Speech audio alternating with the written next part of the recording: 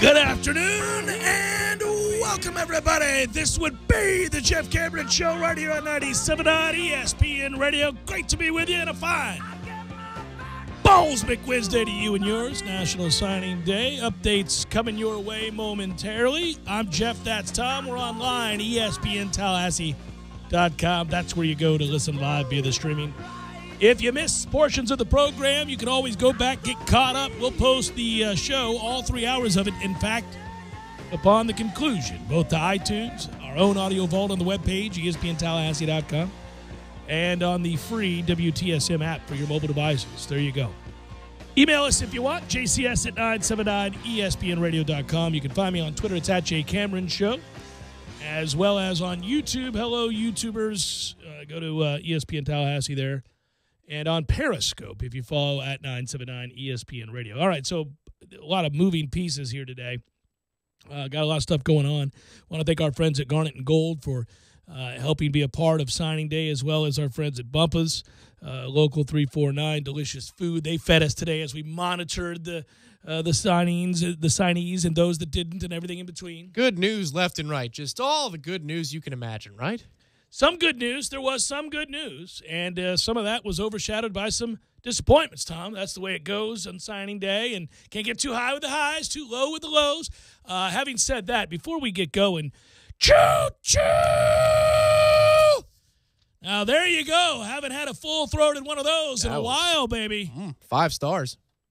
Noles go on the road, tell Syracuse, get you some last night. An ass-kicking at the Carrier Dome was delivered by Florida State, and that soured look on Boeheim's face is always enjoyable, right? That sort of, I can't believe this is happening to me look is beautiful, and Florida State did a couple of things that are very commendable.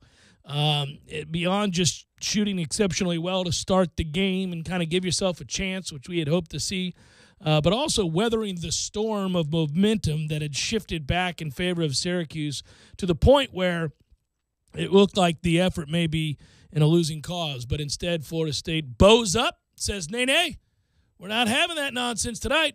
We're going to go ahead and go on another run. After Leonard called timeout in the second half, the game had gotten to within 1, then it was within 3, calls timeout. Florida State goes on a 12-0 run.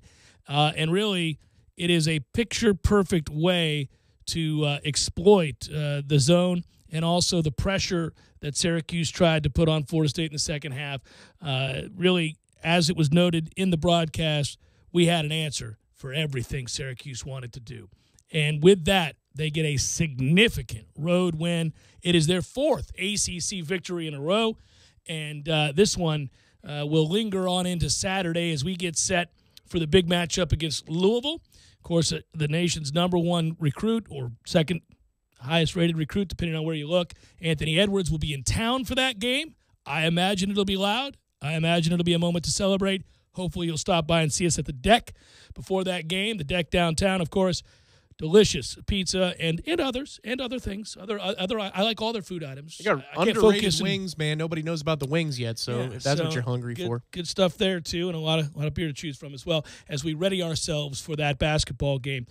So we got lots to kind of break down because while we're talking here, and so bear with us as we, like I said, a lot of moving parts, Willie Taggart is said to be about set to take to the dais there and address the highs and lows, as you noted, Tom, of signing day, and talk about the players we got and some of those that maybe got away. And then also, in addition to that, there are some more things transpiring in the sense that Florida State is waiting to hear from Ira Henry, the big offensive tackle from Trinity Catholic there in Missouri. So he's supposed to be announcing right now. Now, earlier in the day, Kamar Bell, and at one time it was thought to maybe be a combo thing. I'm not so sure, but nonetheless, that he was going to go with Florida State maybe. Didn't happen. Instead, he signed with Auburn. It was disappointing. It put a lot of fear in the hearts of Florida State fans everywhere that Ira Henry would follow suit and not come to Florida State. We don't know. And I assume I will be interrupted, Tom, as soon as you see something. You can wave your hand frantically and give me the thumbs up or thumbs down as to Ira Henry. I know that's the guy. And really, frankly, folks, we all have our favorites. We all have kids that we follow in the recruiting trial, and we think to ourselves, I really want that kid to come to Florida State. I hope he says yes to Florida State more than I think about that kid over there. For me, Tom, way back when this process started, it was the True Thompson kid. I liked him. Yes, it was. I liked him. D-tackle, I mean, that fits your mold at ifollowthekiddies.com. And big on D-tackles. Oh, and we need offensive tackles. I got that. But I wanted True Thompson, and, of course, there was no suspense there. He said yes, and all was good. So, really, I haven't paid attention at all. Ever since True said yes, we were good to go with a name like that. But in truth, I have paid attention this year, and some of you had fun with that because, I don't typically do so. But you know what? We got to get better. And we've been lacking in some key areas. Linebacker is one of them. Offensive line is another. And quarterback. And here's the thing. We got better without question at linebacker. We got better on the defensive line. And I think right now, depending, I mean, it really does feel like if we can get another offensive lineman in here, this final announcement, that you would have to say today was a success on the offensive line. Now, they did have one significant swing and miss, which I'm about to address and what that means, and I know how that makes us feel. I know how that resonates a little bit more when you don't have a quarterback. So just to set up what's happened so far, Willie Taggart is speaking to the assembled media. I don't know if that's a good thing or a bad thing as it relates to Ira Henry. Maybe he just decided I told him 3 o'clock, so let's go. And if I get my cell phone, I get a text and an alert. Ring, ring, ring, right? guys. Oh, God. Yeah, maybe I can talk about him at that point. No news on Ira Henry just yet, though. Sweet Jesus. Let's get on with it already, Ira. So how many times have I uttered that phrase in this very room? Yeah, that's true. Yeah, so that's where we're at, and we'll let you know. So as it stands right now, I think the biggest news of the day, I don't know, this could be argued about, I suppose.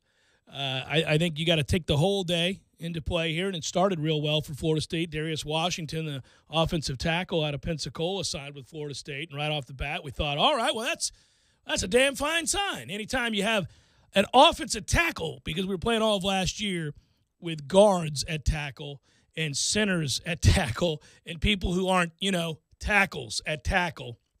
And that was problematic. Hell, at times we were playing with third-string defensive tackles at guard. So we did a lot of things bass-ackwards last year, and it showed in a 5-7 campaign. So now what you do is you say, can we get some tackles to play tackle and maybe guards to play guard and maybe find a center who's a center? And we can go forward from there. So when Darius Washington said yes, I said yes as well. All right, good news indeed. And then from there, I think the next big thing that happened, and listen, anytime you get a 4-star kid or any of these other kids to sign in a position of need, it's a big deal. But for me, I was excited to see that Keyshawn Fuller said yes, big-time 4-star defensive end. And I thought, that's a real good sign because it was between us and Alabama.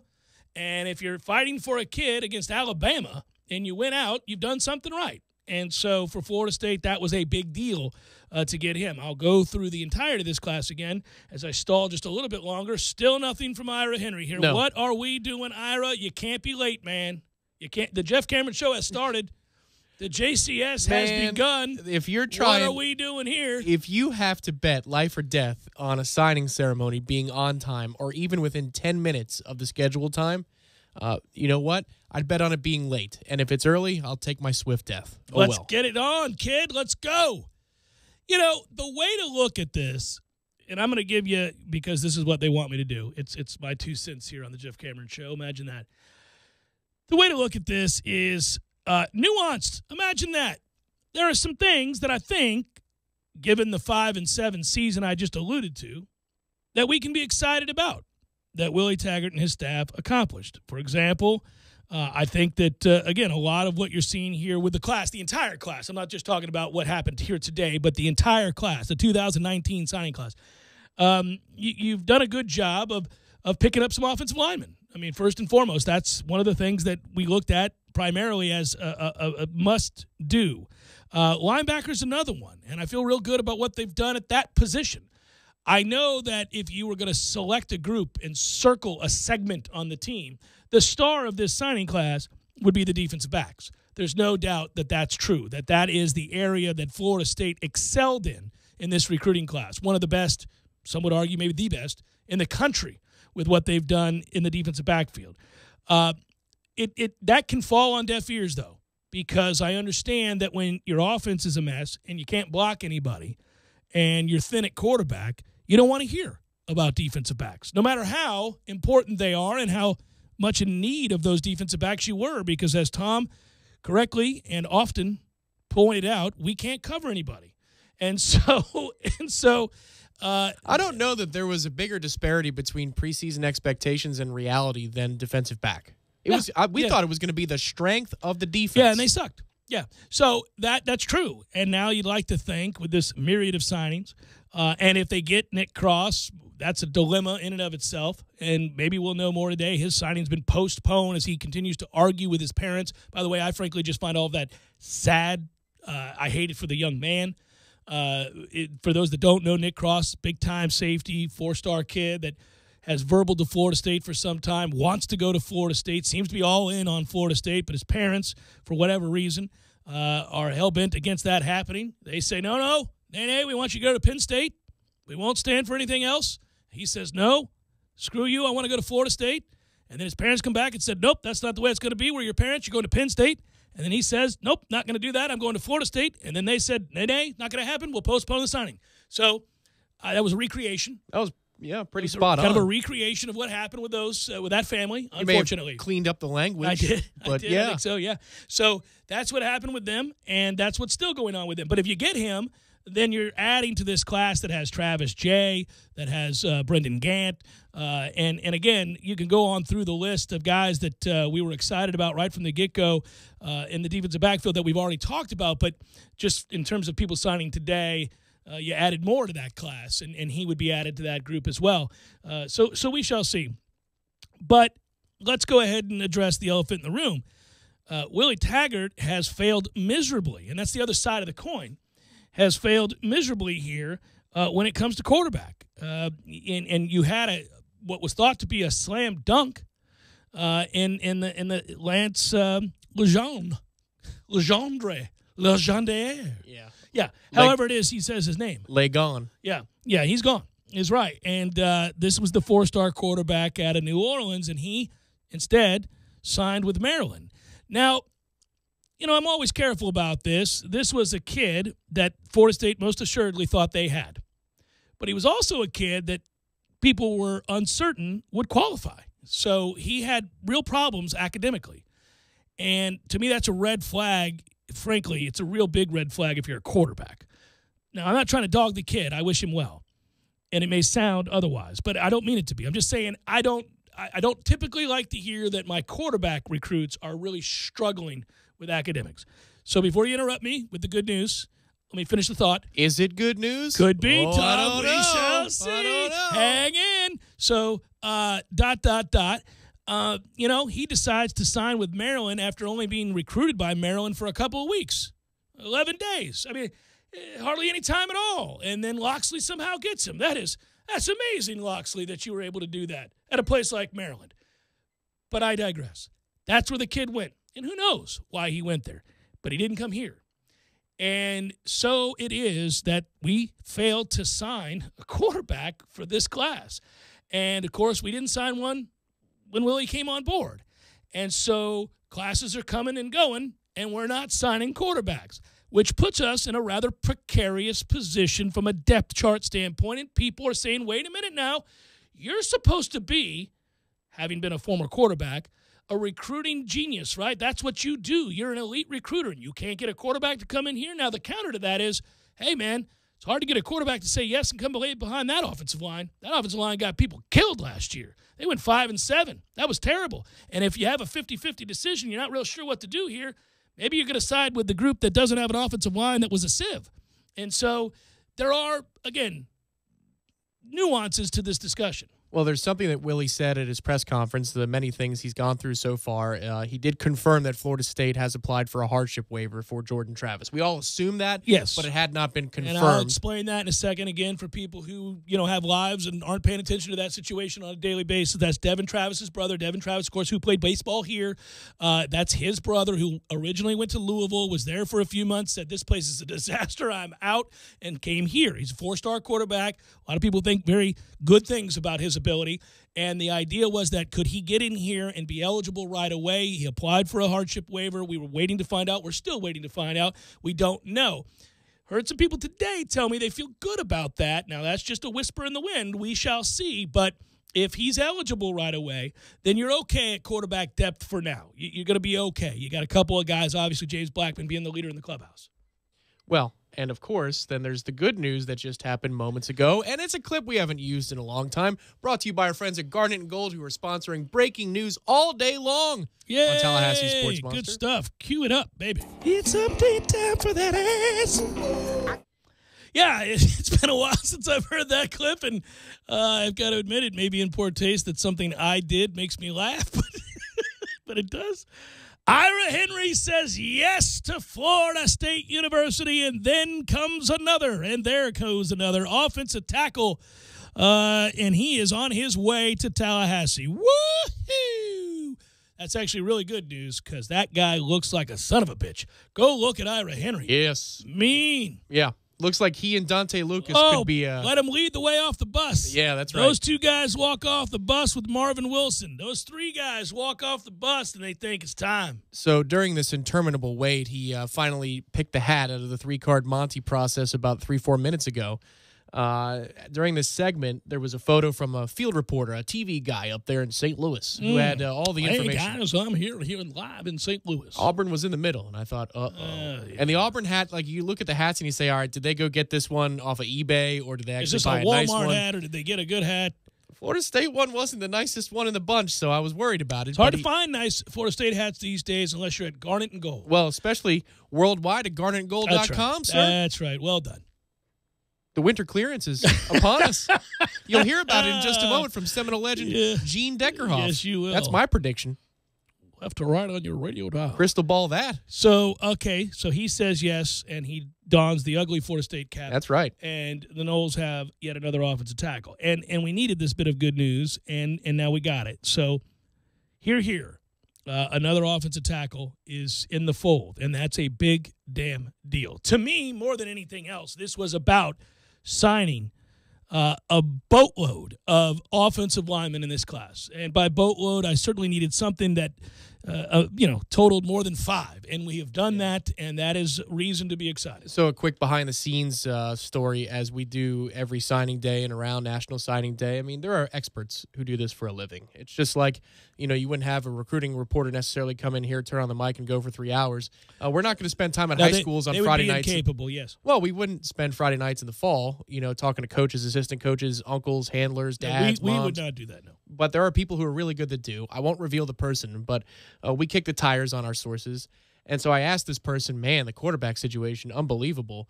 Please tell me we keep Henry. And the person said, I have an article with quotes telling me how much he liked FSU and the reason he picked FSU, so I feel confident. But still, there was that tinge of, if LeJean said no and he was expected to say yes, does that send a shockwave through the system? That Kamar Bell picked Auburn and those two really bonded. Does that send a shockwave through Ira Henry's commitment? So even though people felt good, there was that 5 to 10% chance that signing day is signing day. Thankfully, it didn't bear out that way. So let's do this. Let me summarize this. We'll have audio from Willie Taggart momentarily. We're recording his press conference right now. Traditionally, unfortunately, and much to our chagrin, the press conference audio typically sucks on Seminoles.com. And so we've got to find a way to make that a little bit better. And so we clean it up for you and present it with a professional audio. And so, at this point, it's better to be 20 minutes behind live if you can actually hear it and understand what it sounds like. Correct. Yes, that's correct. So we do a better job of that than they do, and we'll have that for you here momentarily. Now, having said that, I bet he is absolutely relieved because, my goodness gracious, if they had whiffed there after Kamar Bell had said no, it would have been tough to spin this.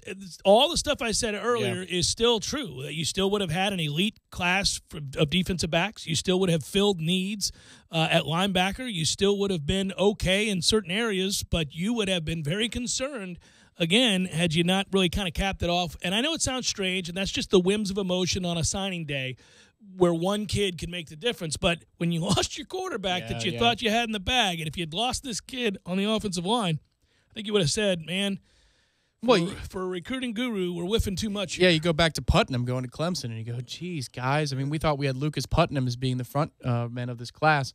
And I agree with you that this isn't as finite a science as receiver, running back, defensive end, cornerback, where you can look at the measurables at some sort of 7-on-7 and say this is what they are. You got to throw numbers at the game. You want to throw numbers and big numbers, as in height and weight numbers at the game. And if you look at this class now, it's Henry and Washington from today. It's Lucas and Jay Williams at tackle. Smith, and it's the kid from Northern Illinois, and maybe we get the transfer from UVA. That's right. So, yes, you are throwing numbers. Then you combine that with the red shirts that we have from last season. I mean, all you need is maybe one of them to hit.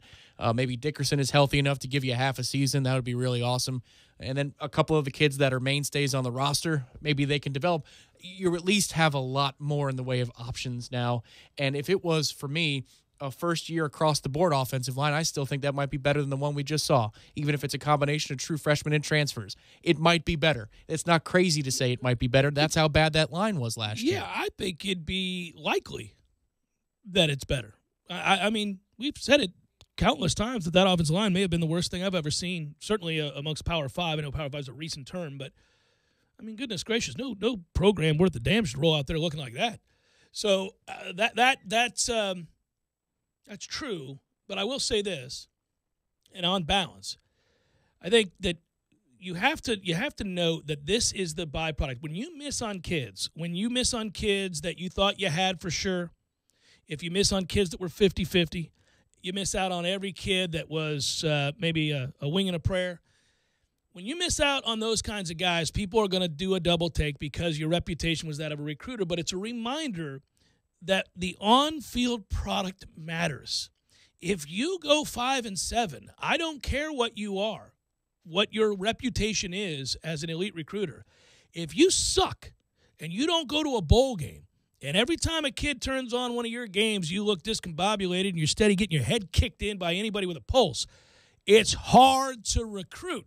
So you can look at this glass as half empty or half full, and I understand it. I get it both ways. I get the guy that says, man, we hired this guy because he's a recruiting wonder, and we're not exactly getting all of the guys that we had hoped to get, and he's missed out on quarterbacks every time, and what are we going to do now? And on the other hand, you'd go, whoa there, killer. If you want to know how good a recruiter he is, he just took a 5-7 dumpster fire and turned it into a top 15 class. Hopefully, yeah, depending on the service. Oh, but so yes, you know what I mean. Speaking. So that's what I'm saying. You can do it both ways, and I think that's what today is, where your emotions are being pulled both ways. Well, you can't be that bad. I mean, you could be average. Yeah, and, you can still go 8-4. On reputation. You can go 7-5. You just can't look like that and be that bad. Because that film is as real as the in-home visit. You know, they're like, okay, coach, I hear what you're saying, but then I'm watching you all play. Yeah, and it's garbage. You don't look organized. You strike me as an organized guy. How could this be? What is the disconnect here, Coach? As Willie continues to talk and we continue to record, we'll come back and talk Florida State basketball. The Noles with a huge win. You want to talk about looking organized, prepared to play a big game on the road and come away with a victory. That was Florida State on the hardwood last night. Jeff Cameron Show, 97.9 ESPN Radio.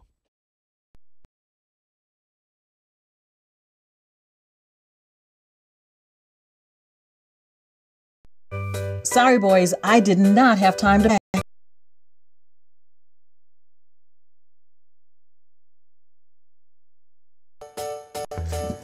I thought I could handle it. We got this. Moving doesn't have to be a hassle. Call us first at 2 Men and a Truck. No matter the move, home or business, we'll make it a smooth one. I forgot something. We got this.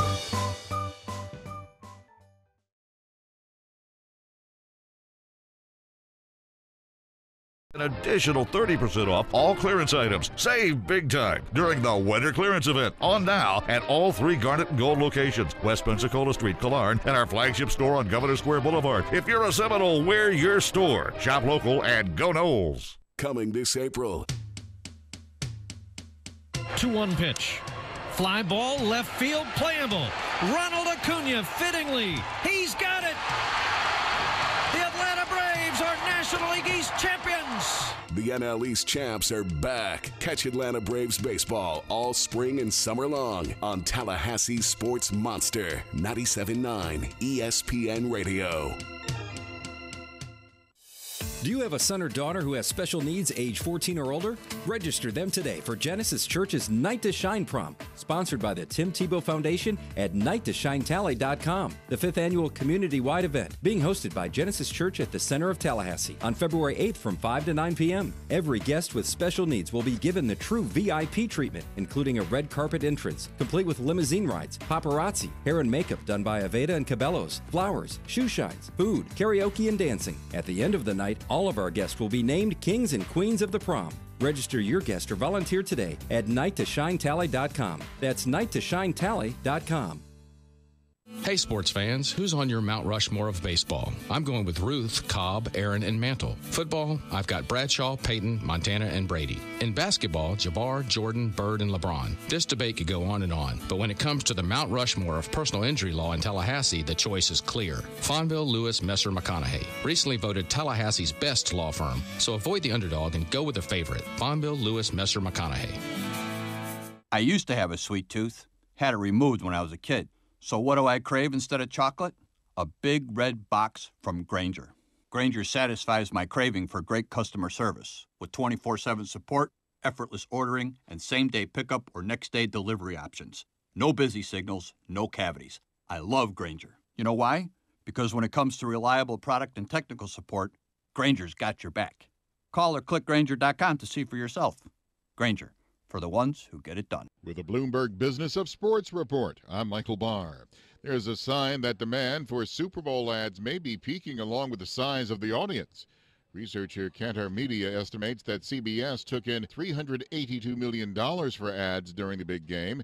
NBC got $408 million last year. Meanwhile, ratings show the viewing audience was slightly over 98 million. That's the lowest since 2008. FanDuel reported losses of $5 million on Sunday's Super Bowl, suggesting the first big test of New Jersey's sports betting business was better for customers than bookies. More than 75% of the money was bet on the favored New England Patriots, which beat the Los Angeles Rams in the lowest-scoring Super Bowl ever. Many customers also took advantage of an introductory offer that gave them favorable odds, but if you took the 53-1 they offered on either team, the payoff was in store credit. And that is a Bloomberg Business of Sports report. I'm Michael Barr. It may not be stomach issues. For me, it's intense gas, or pain, or diarrhea, sometimes all at once, over and over. I spent years with the symptoms, but could never figure it out. No matter what I did, they never went away. So I decided to break it down for my doctor and get really specific about my symptoms. We discovered that exocrine pancreatic insufficiency, or EPI, may be the reason for my stomach issues. EPI is caused by my pancreas. It leads to diarrhea, gas, bloating, stomach pain, unexplained weight loss, and oily stools. The symptoms just don't go away. But EPI can show up with even one symptom. The good news? EPI is manageable. But to get to the right diagnosis, you have to break it down for your doctor and get specific about the severity of your symptoms. Visit identifyepi.com to learn more and use the symptom checker to help change the conversation with your doctor. Brought to you by AbbVie. Time for another deck party. This Saturday, the Deck Pizza Pub in downtown Tallahassee is hosting a Sports Monster pregame party and walkover ahead of the big basketball game at the Civic Center. The Noles will take the court at 4 p.m., so make the Deck your pregame headquarters. Doors open at 11 a.m., happy hour specials go all day long, and enjoy Tallahassee's finest Neapolitan-style pizza and a Deck signature monkey bread. On special for $5 from the folks who brought you Metro Deli. The Deck Pizza Pub is now downtown Tallahassee's spot for pizza and craft brews and cocktails. We'll see you there on Saturday. This is the Jeff Cameron Show. Jeff Cameron Show on 97.9 ESPN Radio.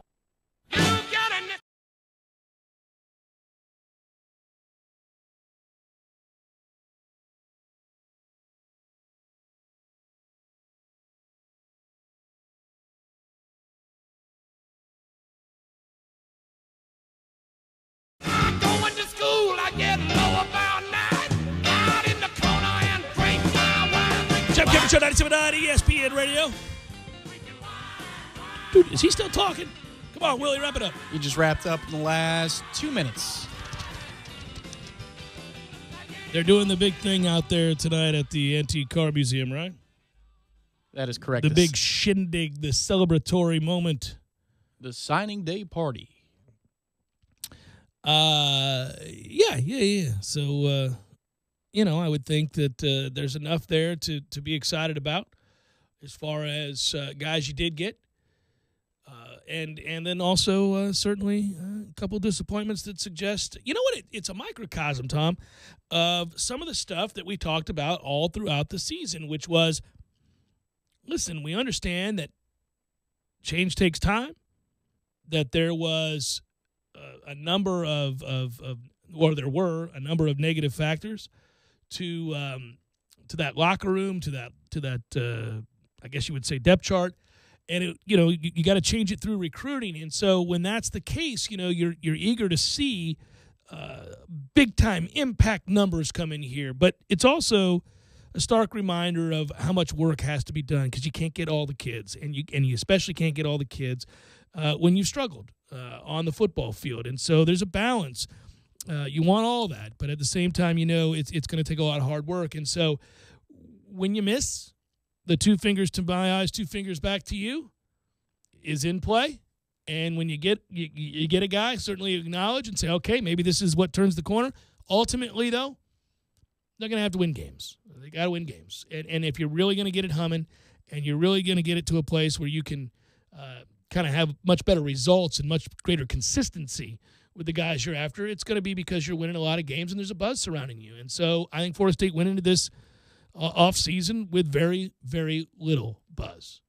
That's correct. And the funny thing is, this time next week, you could say between the 2 springtime recruiting classes, the basketball team may have the highest-rated recruit between the 2 programs. And that is bizarro world. Yeah, I think they do. I mean, if he says yes. There's automatic. some late smoke for UGA, buddy, that we're trying to fend off before he comes down here. Well, don't do this. What are you doing here?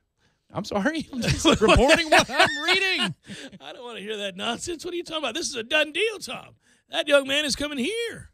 Is this as sure as Naughty to the Knolls? No, I don't do that for basketball. Maybe I'll have to make some calls.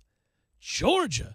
Listen, no offense, Georgia fans. Your basketball program is ass. Sorry, has been for 100 years. What are we doing? There's no reason. Hometown appeal. No reason. Get out of that hometown. Run like the wind blows, son.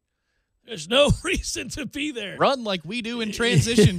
Just look at the fast break points last night. Oh, my goodness gracious. Come to the greatest conference known to college basketball and dominate. That's what you do, young man. Not be buried in a sea of average on a team that nobody looks at ever.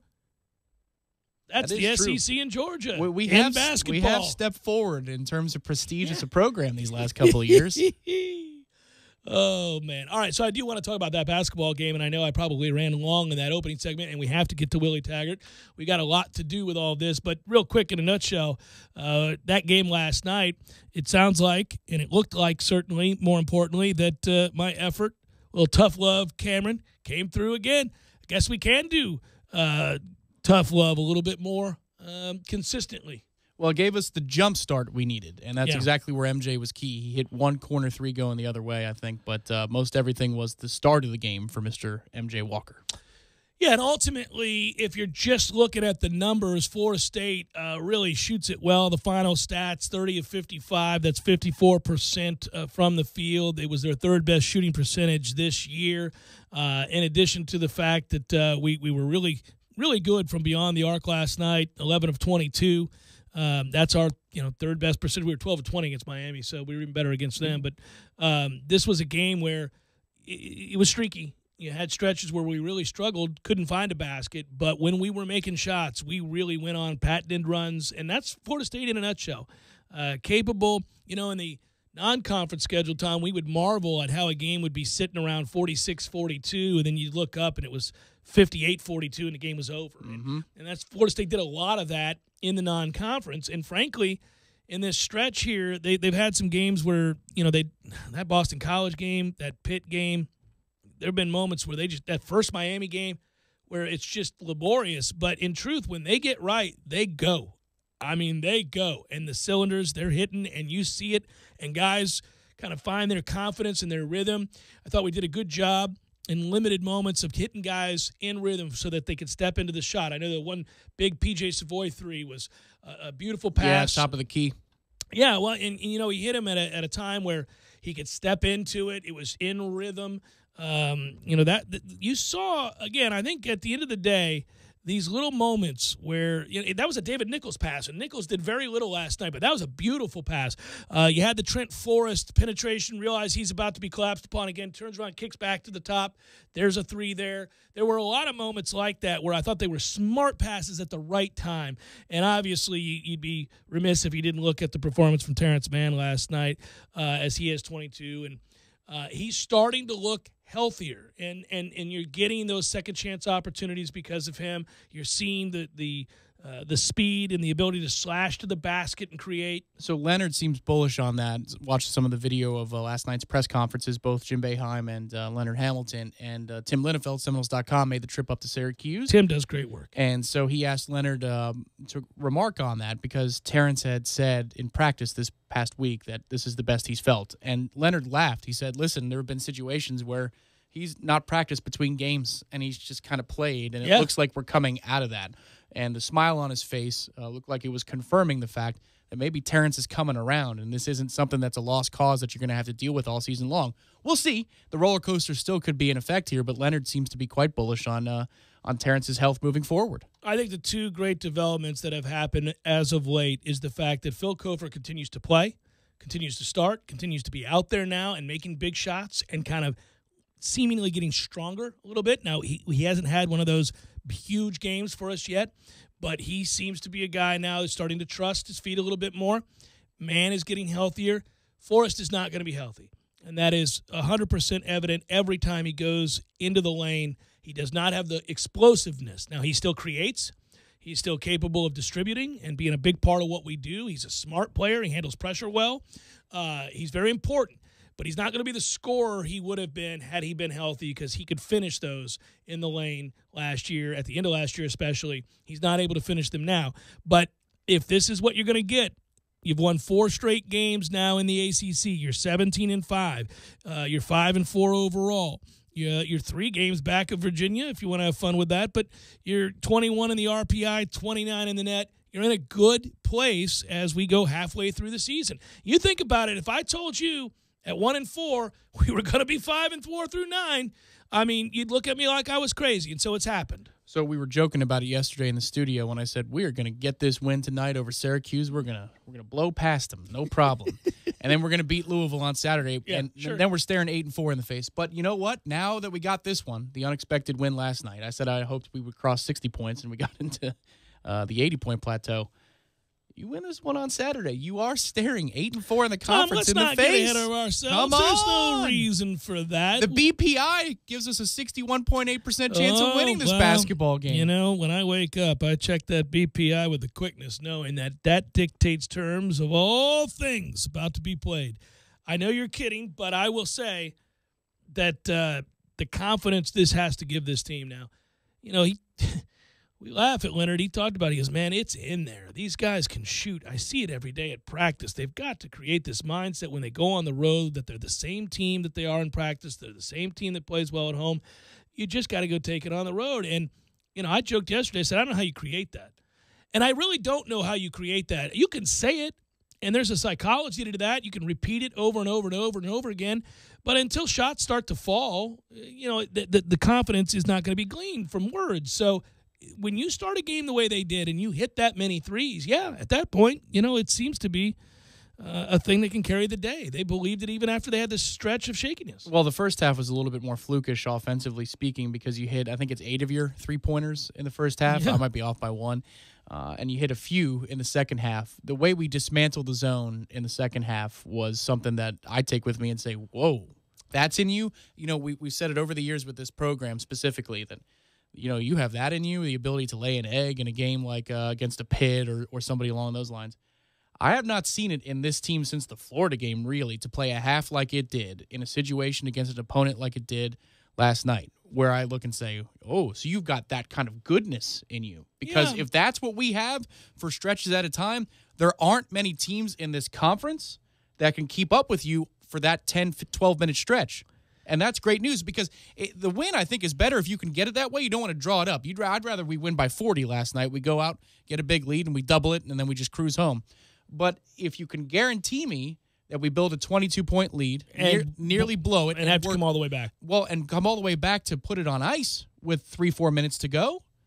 I mean, that's a better win for your gut moving forward, for your heart moving forward. Well, and I think at the end of the day, there were a lot of factors that, you get a win like that. Everybody went to bed happy last night. But there are a lot of little things in the game last night that, you're right, add up to something positive moving forward. Like, think about something as small as Raekwon Gray's minutes. He was really good in the game, really good. Looks like they're carving out some roles, doesn't it? Yeah. A little bit more. I like that kid a lot. I thought he played well in this game. It was limited. I thought that we started to shave minutes off of certain guys that we need to shave minutes off of.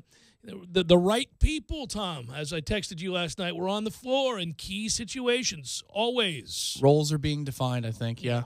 Sadly, I just want to say that it's been real, Cabangeli. You've been a joy to watch. Oh, no. Enjoy your millions of dollars that you most assuredly are going to garner, because I think we're watching that guy play his way right out of Tallahassee in a season that I thought we'd see him progress. I didn't think we'd see him be the best player on the floor by far. He's got the best energy. He's our best shooter. He's the toughest, most physical aspect of the team. So he's the biggest, strongest, and I won't say hardest working, but he has a great motor, and he's also the most skilled shooter. That's going to be a problem. Probably going to be tough to replace that. It would be a problem for him if he didn't work with Stan Jones for another year and round his game into form as his body becomes more mature. Yes, because then he can fortify that first contract, because nothing more is guaranteed than your first contract, and might as well slot it up in the lottery. You're playing for something bigger, and you know what? Your uncle's got money, so let's not worry about it. Let's just sit back and say, hey, I need a little scratch. Developing my game in Tallahassee. Right. Let's round off those edges a little bit. Jeff Cameron, Show 97.9 ESPN Radio.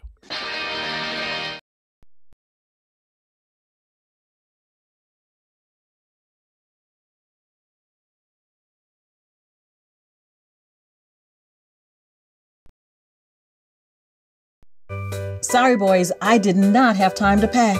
We got this. It's right here, guys. We got this. I thought I could handle it. We got this. Moving doesn't have to be a hassle. Call us first at 2 Men and a Truck. No matter the move, home or business, we'll make it a smooth one. I forgot something. We got this.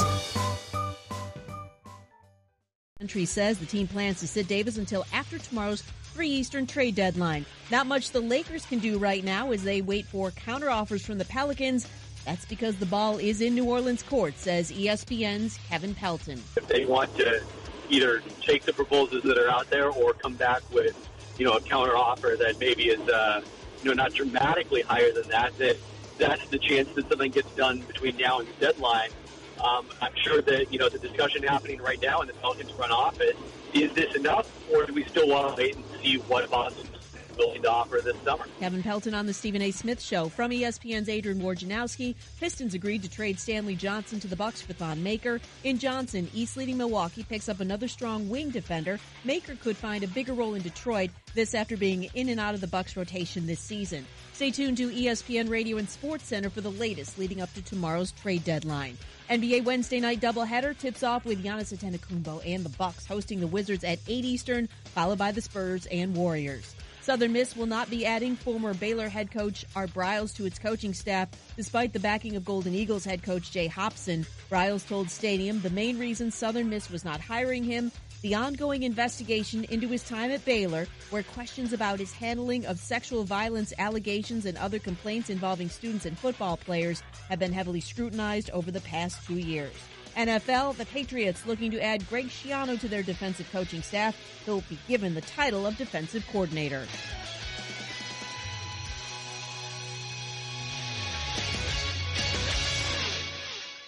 Have you ever noticed when you report an accident or a claim to an insurance company, they are very eager to get you to one of their approved body shops. They say that they guarantee the shops work, but what they're really saying is the shop works for them, not the customer. So choose a shop that is working for and looking out for you, someone you trust. It's your choice. Lisa's Paint and Body. License number MP46050.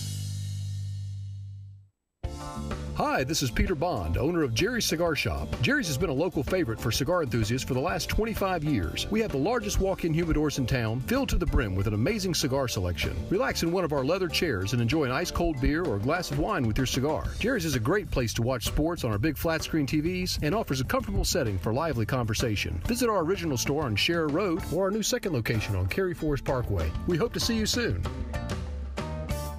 I'm Michael Blank, attorney with the law office of Jose Fernandez. If you've been in an accident, I know this can be a scary and confusing time. Our firm specializes in handling all types of accident and injury cases. Let us guide you through the process and get you the compensation you deserve. Call 855-HOSE-305 to make an appointment for your free consultation today. If you can't come to us, we can come to you, day or night. Call us now, 855-HOSE-305, the law office of Jose Fernandez. We don't get paid unless you do. Offices, Tallahassee, Miami. Se habla español. JRFinjury.com. Games for Less, the only locally owned and operated gaming store in town, has Tallahassee's largest selection of new and used video games and game systems. The future of video gaming is at Games for Less, where they have both the PS4 and Xbox One. It's time to trade in your old systems and elevate your gaming experience now. Games for Less is also your headquarters for the best in retro gaming. It's Atari 2600, original Nintendo, Super NES, or Sega Genesis, you name it. They got it at Games for Less. Games for Less, the Super Walmart Shopping Center on Appalachia Parkway. Give them a call today at 850-219-3535. That's Games for Less.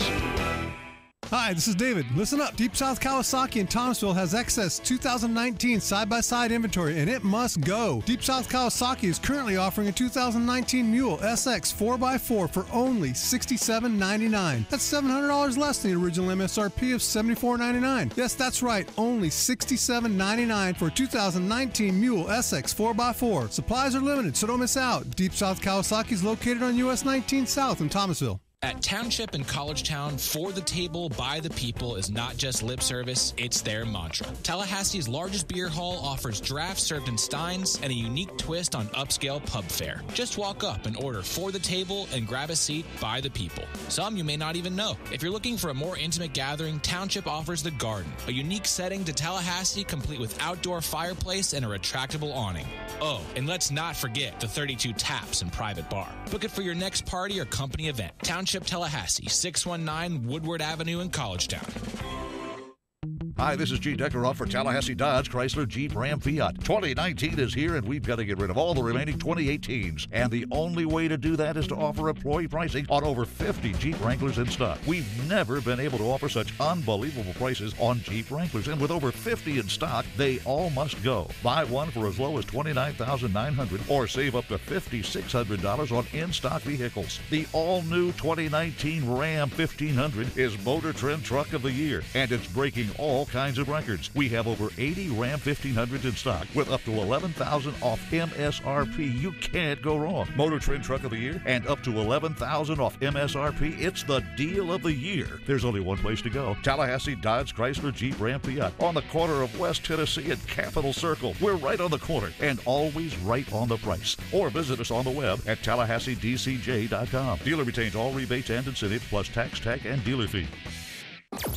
Broadcasting live from the Tallahassee Dodge, Chrysler, Jeep, Ram, Fiat studios in the capital city of Tallahassee. This is the Jeff Cameron Show, brought to you by Cornerstone Tool and Fastener on 97.9 ESPN Radio.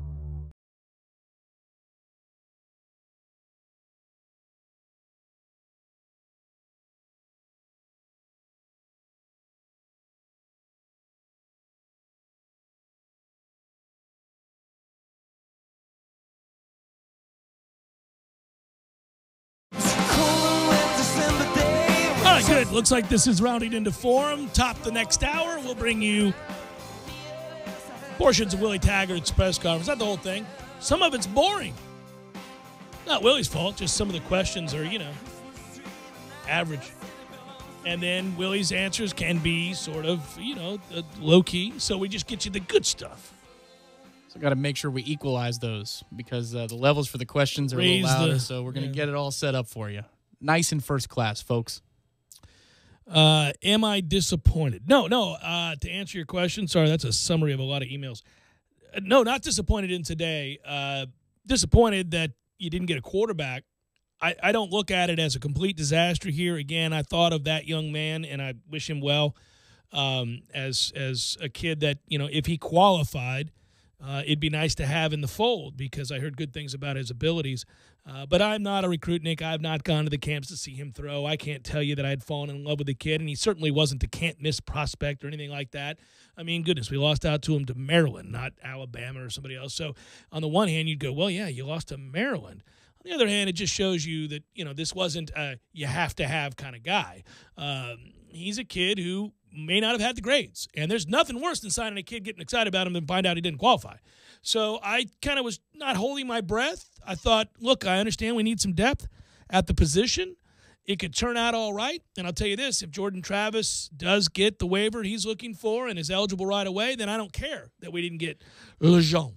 But if he doesn't, then you can't run and hide from that being a big-time blight for the last 2 years, that you don't have a backup plan if James goes down to injury. Like, you bring in the McDonald kid, you bring in Cam. I mean, McDonald was a 3-star quarterback that we had walk on to our program, so it's not like he's a kid that wasn't offered other places. And sometimes I think that gets lost in this. Somebody will go, well, we have a walk-on? Well, I mean, he was a decently thought-of quarterback. And so anyhow, yes, I'm not saying it's ideal, but, you did get a big-time quarterback prospect that Penn State and Georgia and Tennessee and many others wanted. It's just that it's not for next year. It's for the year after. That kid was a good get, a big get at an important position. You got to find a way to get through this year. Yeah, and you want to bring up potential transfers, too. I'm sure fans do. And Josh Jackson would be the highest caliber name. It's the biggest name out list there. I mean, I don't know if there's anything to that. I just know that, Willie Taggart, Kendall Briles followed him and vice versa. So that means they had to at least have some sort of contact. You wouldn't just follow him just for the hell of it to see. I wonder where Josh is going. What he's doing today. What kind of music does he like? Let's just say, for argument's sake, that he's immediately eligible to play. I'd be worried about James hopping in the transfer portal if you bring him down. I don't know that would be more than a one-for-one switch. So 1-for-1 switch with the upside of what we've seen from Josh Jackson.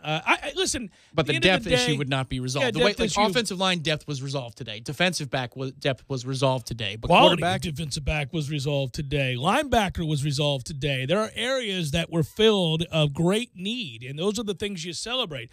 There are still some areas in which you need to get better and deeper and obviously fill with more bodies, hopefully capable bodies. That's what the 2020 Jeff Sims signing is. You're right. You got to navigate one more year. Again, I'll come back to this. Now, he says in the press conference, which you'll hear momentarily, that they got a plan in place. Well, okay, maybe they do, maybe they don't. Sounds like something you'd say if you didn't have a good answer to a question as to why you couldn't sign a quarterback. But it was the early signing day thing, too. That was the... Well, but, I mean, that's what you say. What are you going to say? I failed? I mean, you got to say something, and I'm sure there is a backup plan. All these coaches have backup plans. I mean, if we can't get this kid, then we want this kid. If we don't get that kid, well, that's not going to be good, but we want this kid. Oh, we can't get that kid either? All right, call that Slappy that we weren't going to offer and tell him the deal's on the table. I mean, that's kind of where you're at. Hi, I'm looking for Slappy.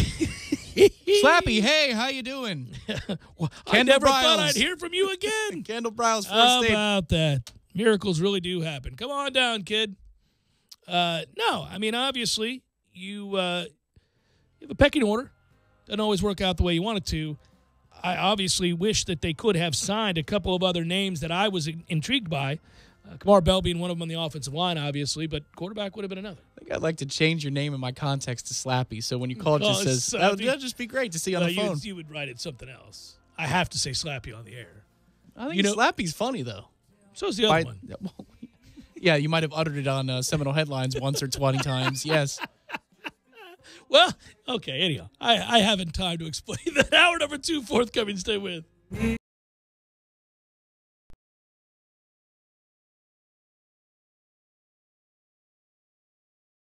Time for another deck party. This Saturday, the Deck Pizza Pub in downtown Tallahassee is hosting a Sports Monster pregame party and walkover ahead of the big basketball game at the Civic Center. The Noles will take the court at 4 p.m., so make the Deck your pregame headquarters. Doors open at 11 a.m., happy hour specials go all day long, and enjoy Tallahassee's finest Neapolitan-style pizza and a Deck signature monkey bread. On special for $5 from the folks who brought you Metro Deli. The Deck Pizza Pub is now downtown Tallahassee's spot for pizza and craft brews and cocktails. We'll see you there on Saturday.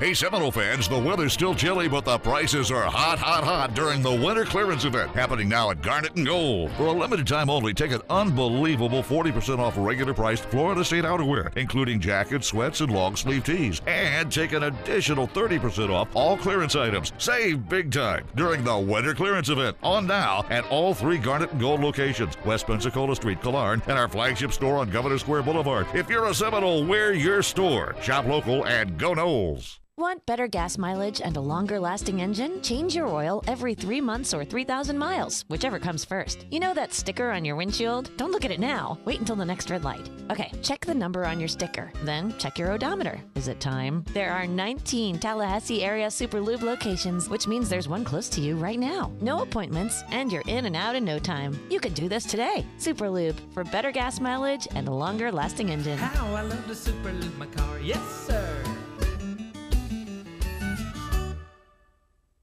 Great news. We've got your Valentine's Day covered. With Sherry's Berries, you can love big and save big. For just $19.99 plus shipping, you can treat your sweetheart to ripe, juicy, delicious berries, freshly dipped in chocolatey goodness and covered in decadent toppings. Just $19.99 plus shipping. And for another $19.99, you can add a dozen red roses, shipped together at no extra charge. That's big. Big love for her and big savings for you. To get this amazing deal, go to berries.com, click on the mic in the upper right-hand corner, and use code 700. That's berries.com, code 700.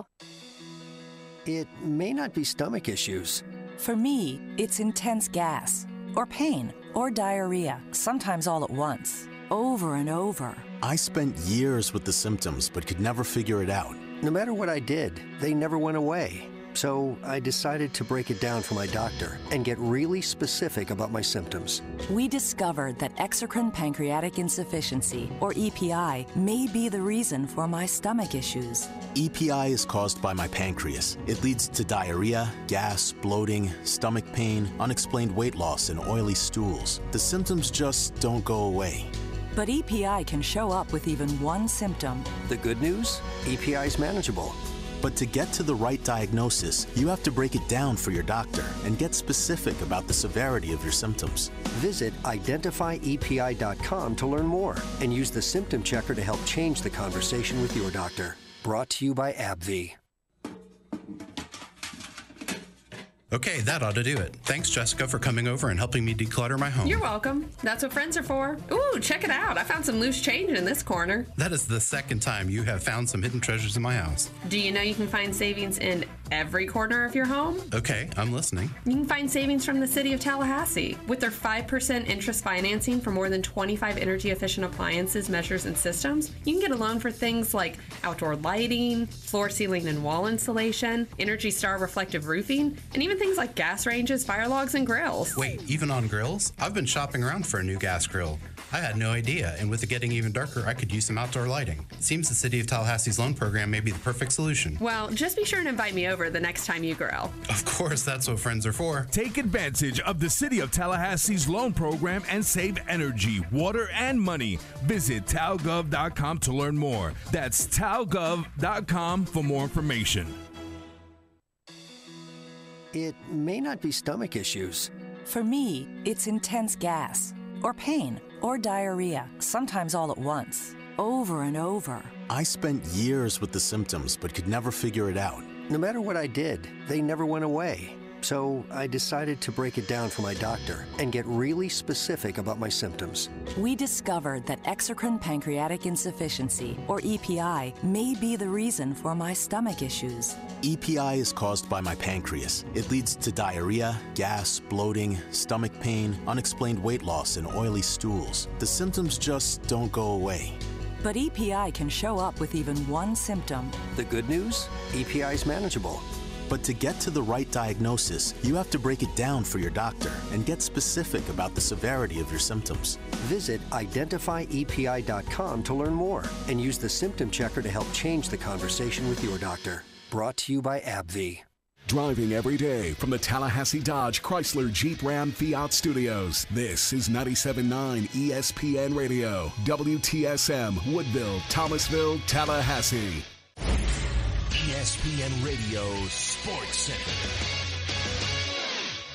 I'm Christine Lisi. Here's what's happening. Even though Pelicans All-Star center Anthony Davis officially is listed as questionable for tonight's game against the Bulls, Coach Alvin Gentry says the team plans to sit Davis until after tomorrow's 3 Eastern trade deadline. Not much the Lakers can do right now as they wait for counteroffers from the Pelicans.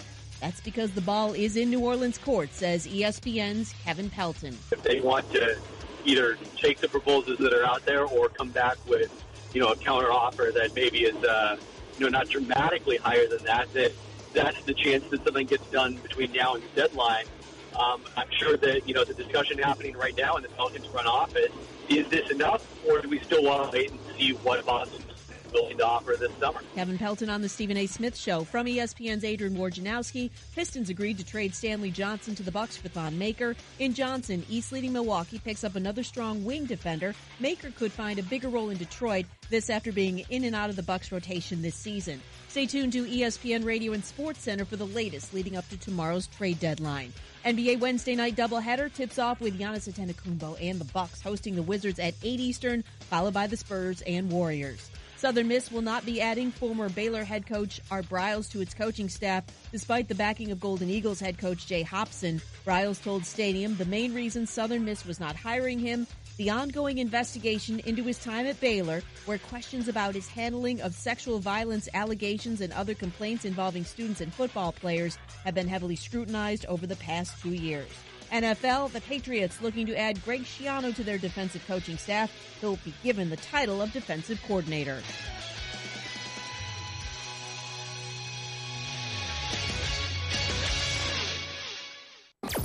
Broadcasting live from the Tallahassee Dodge, Chrysler, Jeep, Ram, Fiat studios in the capital city of Tallahassee. This is the Jeff Cameron Show, brought to you by Cornerstone Tool and Fastener on 97.9 ESPN Radio.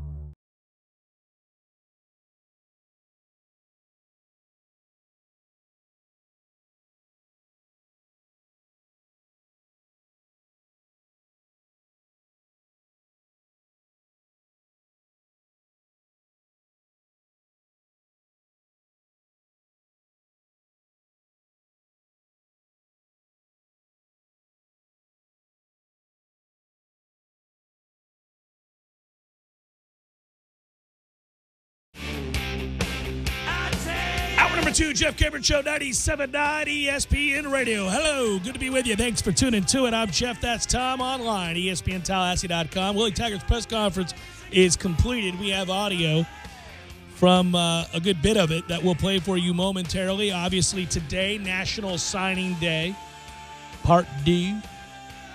And for Florida State, there's good and bad, as there usually is. I think the fretting over what has occurred here is understandable, it's justifiable. But I also think the celebrations of some of the gets and somewhat surprising gets in some areas is also worth noting and pointing out. Yeah, people want to be either really mad or really happy.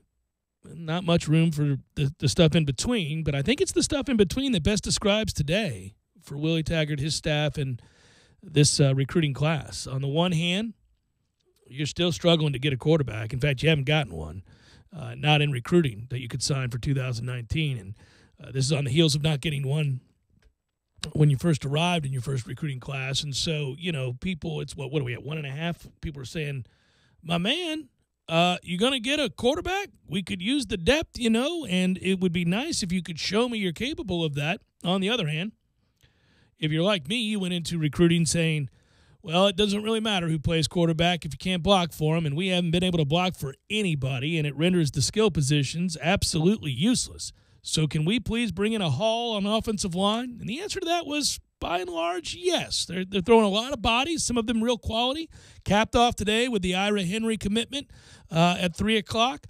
But you got some quality to go along with quantity on the offensive line.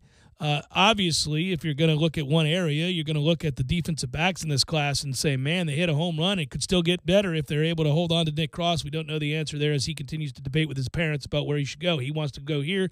His parents want him to go to Penn State. But you filled needs at linebacker. You filled needs at defensive back. You got the Fuller kid, the big defensive end that Alabama wanted, whom you beat out. So anytime that happens, that's a win. You did okay, and it's a top 15, top 17 class, depending on where you're looking, after a 5-7 season, okay. That would tell me that you've done a pretty good job of recruiting with not a lot to work with. On the other hand, a lot of the reason Florida State was 5-7 was because of the poor job that Willie Taggart and his staff did, and because they were disorganized. And you still haven't brought in a quarterback, and you were out recruited by, say, a program like, Tennessee. That kind of raises an eyebrow, right? That shouldn't happen. So I get it. It's mixed. It's sort of, it's not a disaster. Certainly not anything to ring the bell about, but we'll see. And you know what? It comes back to this. It comes back to, can you win some football games and create a buzz? There's no question the biggest difference in year one between what Dan Mullen did at Florida and what Willie Taggart did at Florida State is simply about winning football games. That's what it is. The on-the-field product here was not good. You have a chance by making some changes and filling some holes, tackles playing tackle, as we like to say, guards playing guard, with the schedule that you have to win 8-9 games next year. And if you do that, I dare say you'll have a much better effort in recruiting and bringing in a quarterback. You still have to wait and see if Jordan Travis is going to be eligible to play this year. If that's the case, that helps solve some of your depth issues on the offensive line. At quarterback. We'll see if they get a grad transfer. That's still up in the air. We don't really know there. But we're going to be watching that very closely, and that is an area of concern without question. I think today is the capper to more of a negative than a positive recruiting class. You got analysts who've been covering Florida State for a long time saying that there was a lack of organization with some certain things in terms of targeting kids, earmarking kids as people who would never be interested in the program, so you should move on and use your valuable time on others. Too, I think. The Howell situation, really, I think that's what you're going back to there, Tom. That's one of them, yeah. And that's a big one. That's probably the one that stands out the most for most people, and that, it was evident to a lot of people that they had some other areas that they could have gone or some other kids they could have gone to, and they held out too long, hoping against hope, maybe in some ways. I think, if you're looking at the 5-7 record and, the disaster that this program has been against its expectations the last 2 years, and then you look at the recruiting rankings in the class and the addressing of the needs, you'd say it's not bad. It's not bad. If you're holding Willie to the standard of elite recruiter, you're saying he didn't live up to it because we could have done better if we decided to talk to the right people or more people in general earlier on. So while I would say this is pretty close to maxing out what you can do with a 5-7 season, it's not maxing out what you can do.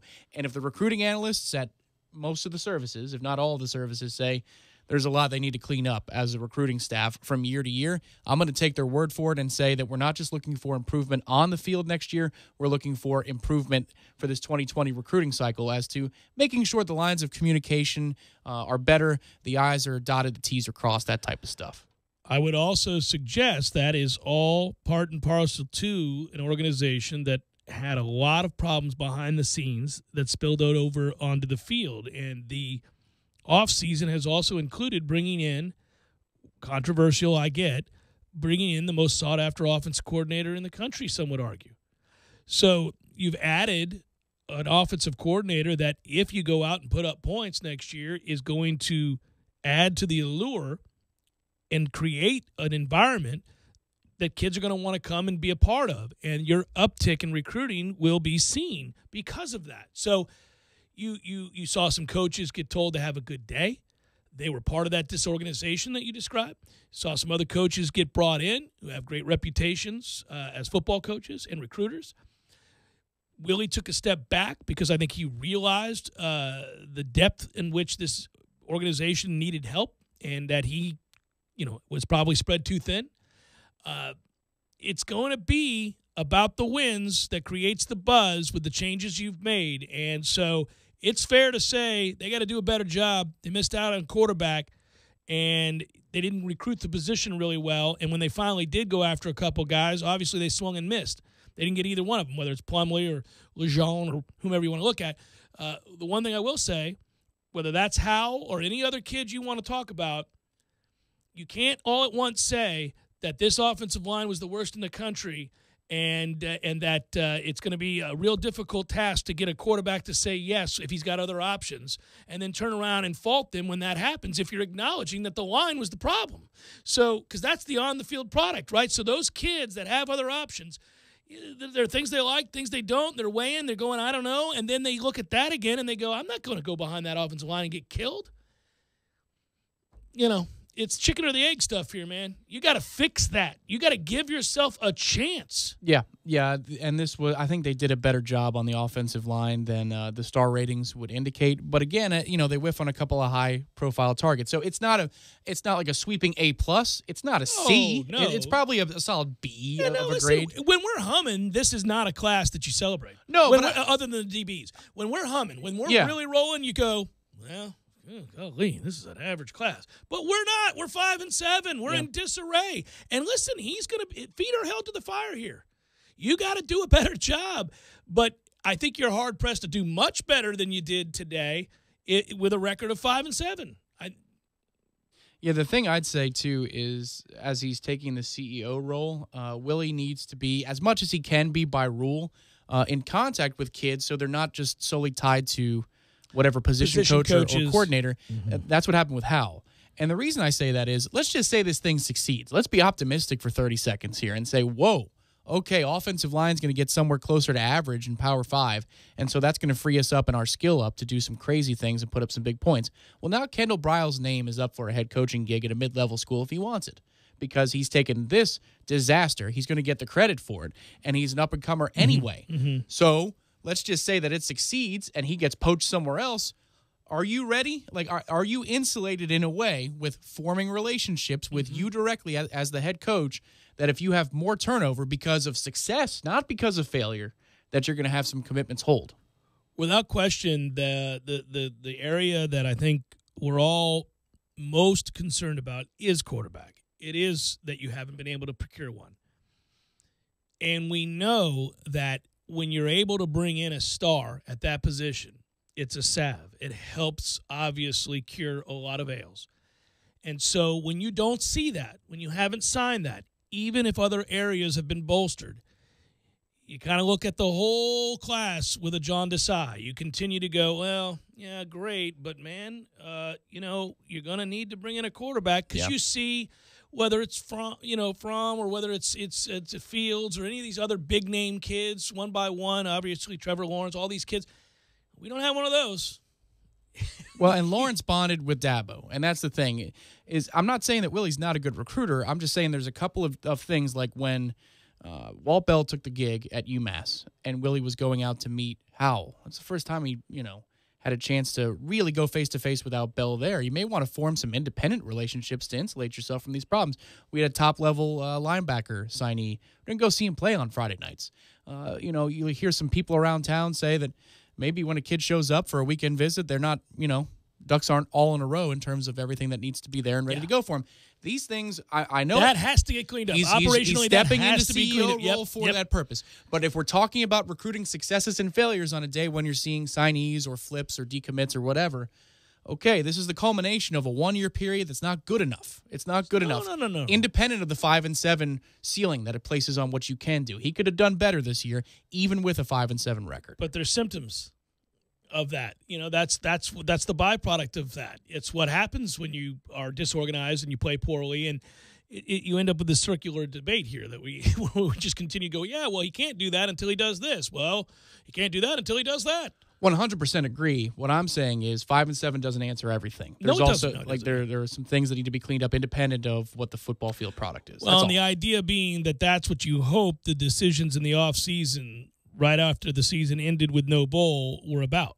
That's why you brought in a new offensive coordinator. That's why you made changes on your staff. So let's hope that happens without question. All right, so we'll step aside for a second, and we'll come back. You'll hear about 9-10 minutes of Willie Taggart today. Just about 45 minutes ago, he took to the dais and talked about the class and was asked some questions. We'll play that for you momentarily.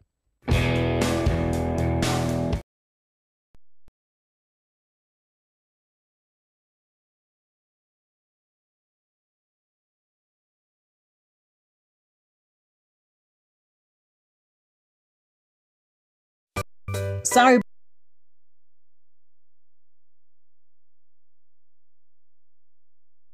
Here, guys. We got this. I thought I could handle it. We got this. Moving doesn't have to be a hassle. Call us first at 2 Men and a Truck. No matter the move, home or business, we'll make it a smooth one. I forgot something. We got this.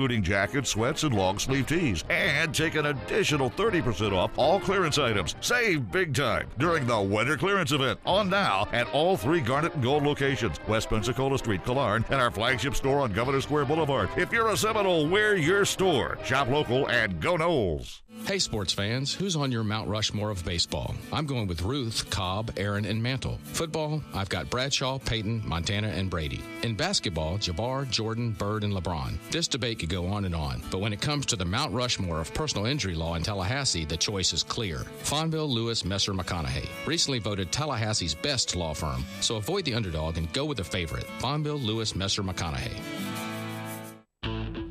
College basketball is in full swing, and so is the fun and games at Pockets Pool and Pub. Follow your favorite team throughout the season on any of their 25 TVs. Enjoy game day drink specials featuring domestic pitchers for $9. Pockets has a full bar and locally brewed craft beers, the biggest wings in town, and a brand new menu. If you're looking for something different, visit Sharky's Lounge, the new non-smoking lounge next to Pockets. Pockets Pool and Pub, full bar, lots of TVs, and more. 2810 Share Road, or call them at 385-7665. Need help moving? 2 Men and a Truck Tallahassee provides professional home and business move services, both locally and long distance. For your next move, visit 2men.com or call them at 850-224-2232. 2 Men and a Truck, the movers who care. It may not be stomach issues.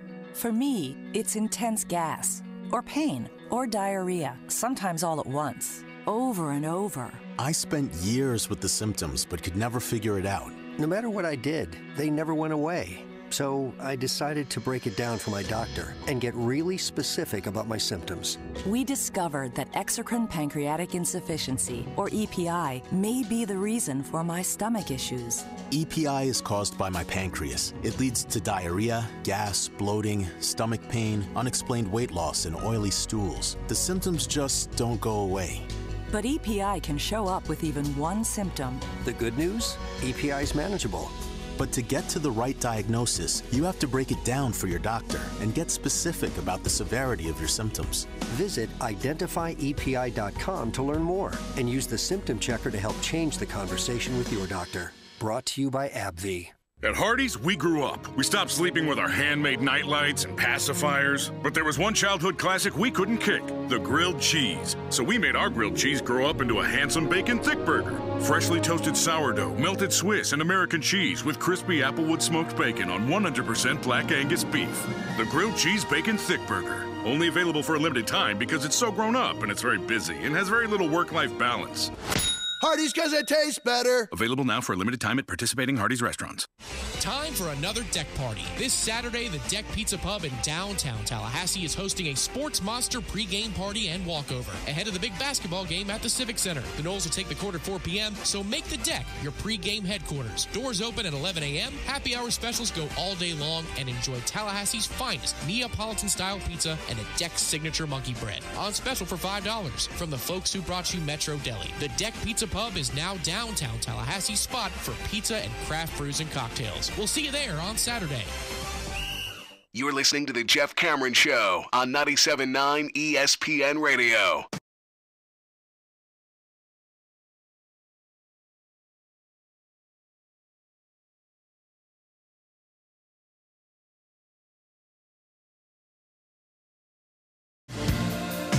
All right, so this is going to be Willie Taggart from about an hour ago addressing the assembled media regarding signing day, the class, and what it looks like moving forward. I'd like to thank our friends at Garnet and Gold who helped sponsor today's breaking news throughout the afternoon, as did our friends at Bumpa's Local 349, delicious food, feeding us, keeping us fed and energized as we went through each of the announcements, some good, some bad, and here's Willie Taggart to talk about those.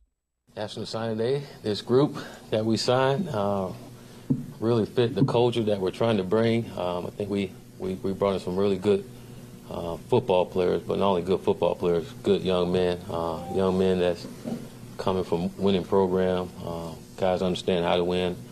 I think more importantly, guys that really wanted to be here, and consider all the negativity that was out there, and for those guys to stick with us and want to be here. I thought it said a lot about these young men and the kind we want in here, guys that's going to be mentally tough and be able to fight through things, but they also are really good football players. Now, clearly there are some guys that we wanted, we didn't get, but that's how it goes sometimes. But really excited about the ones that's with us, and we're going to coach them up, develop them to help us build this football team back to where we all want it to be. You mentioned football players, or these kids that you're recruiting, you want them to be football players. What kind of questions do you ask these kids, their coaches, to determine whether or not they have the right sort of profile and fit the culture of what you want? Well, I think you can see a lot of it in the way they play and how they play the game and how they understand the game. I think when you talk with the coach, you speak on their character and what kind of guys they are, how important football is to them. Do they love it or do they like it? And again, what's his drive behind it? Is he's highly motivated by it? Is he highly competitive? Is he a tough kid? Not just physically but mentally. I think it's more mental than anything, and I think that's really key to understand when you're going after guys. Coach, you kind of addressed a little bit of the elephant in the room. It's the second straight year you haven't had a quarterback signee out of high school. So the question is, I guess, is there a plan for maybe some additions down the road, or what's happening there? Yeah, we have a plan. I think a pretty good plan. I don't necessarily want to discuss it right now, but I think we got a pretty good plan on where we want to go. We've had this plan in place, and after today we executed it, and we got to continue to grow. We need more depth at the position, obviously. I think when you look at the transfer portal and grad transfer, those are always options for us. But I think it's more important to get the right kind of guy in here, especially at that position, and not just go get anybody. And I think going through last year, we got to make sure that we get our guy, and when it comes to getting a quarterback and making sure that he's the team guy, and he can't just be a certain guy, because I think if anything, that's what hurt us. We invested in someone and we missed on him. So that's on us, and you just got to make sure that don't happen again. Follow up on quarterback Jordan Travis. You got to transfer in. He's in school now. What will his status be going into the fall? Is there some waiting to see if you can maybe get some kind of exemption where he could be eligible right away? Yeah. I think we're waiting to see if the waiver can go through, and I think right now and until that happens, just by rule he'll have to sit out, but waiver go through and he'll be able to participate. Coach, obviously offensive line was a position of concern coming into the offseason. You guys signed 4 players and then also added a transfer in Ryan Roberts. How do you guys feel like you addressed that need overall? We feel like we did, and with some really good football players. I keep saying that, but again, guys with personality and play the game the way we want them to play the game. We feel like we got in here. We feel like we addressed some needs up front, and you got some high school guys that's going to bring you some more depth to the offensive line, and getting a grad transfer with experience is going to also help us and coming in and competing. And I think that's so important that we get the depth in here, and not just depth but competitive depth, to where again each and every person know that he's got to come ready to go each week, because he's got a guy right behind him trying to make him better, or trying to take his job. How has the transfer portal changed recruiting as a whole as you approach it, and as you try to fix things with kind of quick fixes such as the offensive line and depth at quarterback? How does it change the dynamics from what it may have been 12 months ago? Well, it's just you always got to keep track of it daily. I think each day you see someone different going into the portal, and you got to make sure on a daily basis you keeping track on your current roster and where you're at, and making sure you can fill those needs. I don't think you just fill them just to fill them, but you you be strategic in how you fill them, and making sure that you do your research on the kids that are in the portal. How is it different? It give you something else you gotta recruit towards and get information on, and making sure you bring the right young men into your program, and making sure they fit your needs, and not necessarily as a quick fix, but for going forward too, because you're seeing not only grad transfers now, you're seeing guys as freshmen and that's going to have years in there. So you got to be smart and making sure you're on top of your roster and being creative with your roster management.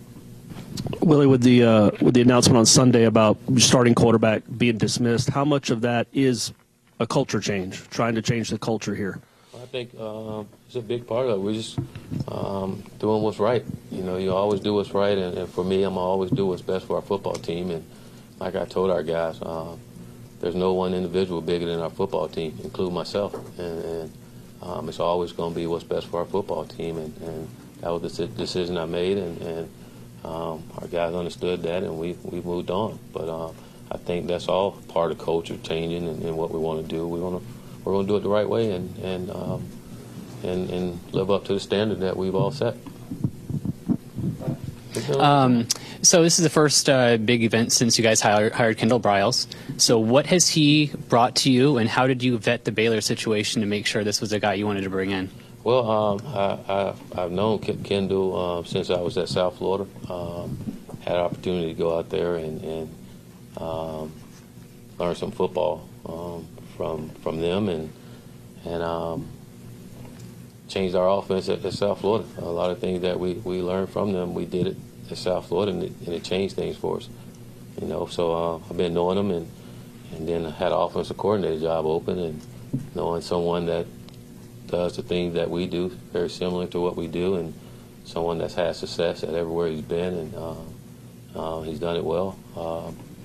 Talked with our AD, and we talked with our president and our trustee. We all got together. We all talked to the people we needed to at FAU and Houston and also Baylor, and vetted it out and made sure it's the right thing for Florida State University, and we felt like it was.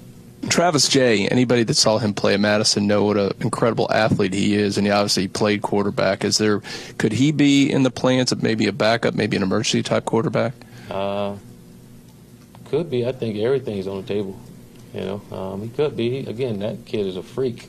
When I say freak, that's in a good way. I mean, he's different. I don't know if you all watched him play. You probably have, but kid, he's special, and he can play anywhere on the football field for us. So and I think you probably see that out of him. You probably see him doing a lot of different things for us. Willie, what excites you about Briles as an OC and a play caller? And will the dynamic between you and he be different than it was with Walt Bell? As in, will he kind of get the keys to the offense? Yeah. I brought him here to do what he's been doing everywhere he's been, and that was scoring points and going fast, doing it, and that's what we want, and that's why we brought him here, is to do that, and we're going to allow him to do that. So I'm excited about it. He's done it everywhere he's been, and I'm excited to see him do it with our guys, and I know our players are excited to get going with it as well. But for me, being comfortable and understanding,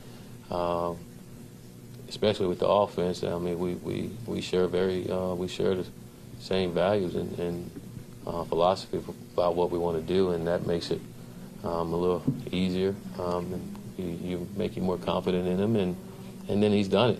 He's done it at the Power 5 level, and he's done it again everywhere he's been. So again, I'm confident in him, and I know he'll do a great job for it, and I'm looking forward to it. Well, he has to, and for Florida State to end up having the kind of consistent classes that they want to bring in, that we got a piece of today, but not the whole pie. They're going to have to win, and Kendall Briles will be a big part of that, obviously. And I thought it was interesting to note that they all got together and vetted that, sat down with President Thrasher and everybody involved and said, okay, let's take a good long look at this, and that was the okay. It had to have been that way. We assumed as much, but I'm glad to hear it. Yeah, but it's important they say that. I think so, too. Yeah. I'm glad they said it. I'm not going to harp on the fact that I wish they said that from the outset, be it in a release or something along those lines. But to explain it the way that Coach Taggart did and answering that question, saying that the specific universities that they talked to, it wasn't just his most recent place of employment. Yeah, Houston and FAU, right? And Baylor. Yeah, well, there you go. Baylor's only going to say what they're going to say, but of course. The other two were important. But you need to communicate effort. That's something we asked about and asked for from the very beginning, just as Knowles and interested parties, is if you're going to take this hire on, then you've got to be able to just answer for it and say, listen, if something comes up, we did our due diligence. Yeah. Oh, without question. And that was the thing I asked over and over again, and you're right. And so he said it today. It's the first we've heard from him, and it's important on that note. Hey, look, I think when you hear him talking about this class and you talk about flipping culture and you talk about having kids that want to be here or recruiting the kinds of kids, as he noted, that will help change the culture, I certainly don't doubt that during the process they were looking for kids, both on the field, the way they played, and then also when they sat across from them and talked to them and their parents, that would help do exactly that. That would help flip the locker room. They had to be able to play football, obviously. But I also think that there's some stalling when it comes to addressing the quarterback situation. When you hear him talk about, we've got a plan, I don't really want to talk about it right now. Well, I mean, that's just what you would say, and I don't blame him, but I don't buy it. When I tell you I don't buy it, that's not to say I don't buy that they have a plan. I'm sure they have a plan, but so far they have failed. That plan has failed. They have not been able to bring in a quarterback recruit, and it's fairly inexcusable at this point. Do I think it's the end of the world? No. See, I can sit there and criticize and say that it's bad and that it's not a good look. It doesn't mean that they can't go on to do good things. It doesn't mean they won't have a good year, and it doesn't mean that they're going to fail long term. It's just it's an alarm bell.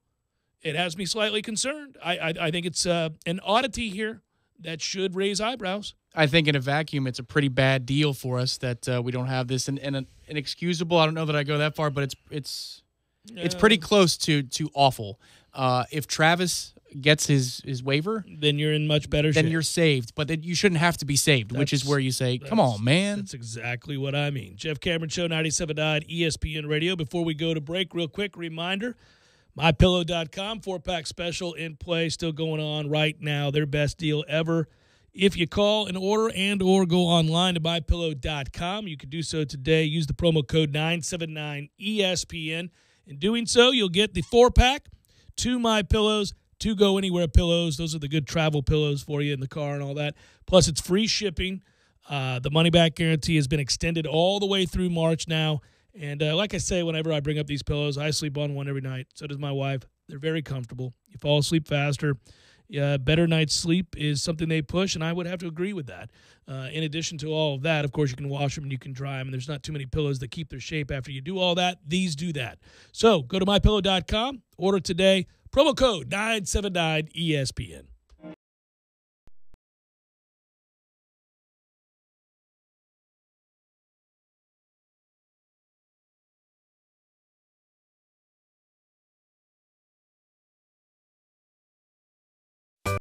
Sorry, boys, I did not have time to pack. We got this. It's right here, guys. We got this. I thought I could handle it. We got this. Moving doesn't have to be a hassle. Call us first at 2 Men and a Truck. No matter the move, home or business, we'll make it a smooth one. I forgot something. We got this.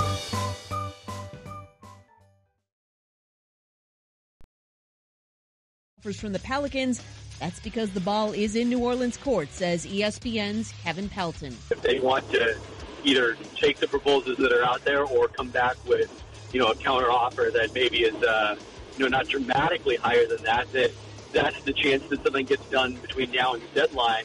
I'm sure that, the discussion happening right now in the Pelicans front office, is this enough, or do we still want to wait and see what Boston's willing to offer this summer? Kevin Pelton on the Stephen A. Smith Show. From ESPN's Adrian Wojnarowski, Pistons agreed to trade Stanley Johnson to the Bucks for Thon Maker. In Johnson, East-leading Milwaukee picks up another strong wing defender. Maker could find a bigger role in Detroit, this after being in and out of the Bucks rotation this season. Stay tuned to ESPN Radio and Sports Center for the latest leading up to tomorrow's trade deadline. NBA Wednesday night doubleheader tips off with Giannis Antetokounmpo and the Bucks hosting the Wizards at 8 Eastern, followed by the Spurs and Warriors. Southern Miss will not be adding former Baylor head coach Art Briles to its coaching staff, despite the backing of Golden Eagles head coach Jay Hopson. Briles told Stadium the main reason Southern Miss was not hiring him, the ongoing investigation into his time at Baylor, where questions about his handling of sexual violence allegations and other complaints involving students and football players have been heavily scrutinized over the past 2 years. NFL, the Patriots looking to add Greg Schiano to their defensive coaching staff. He'll be given the title of defensive coordinator.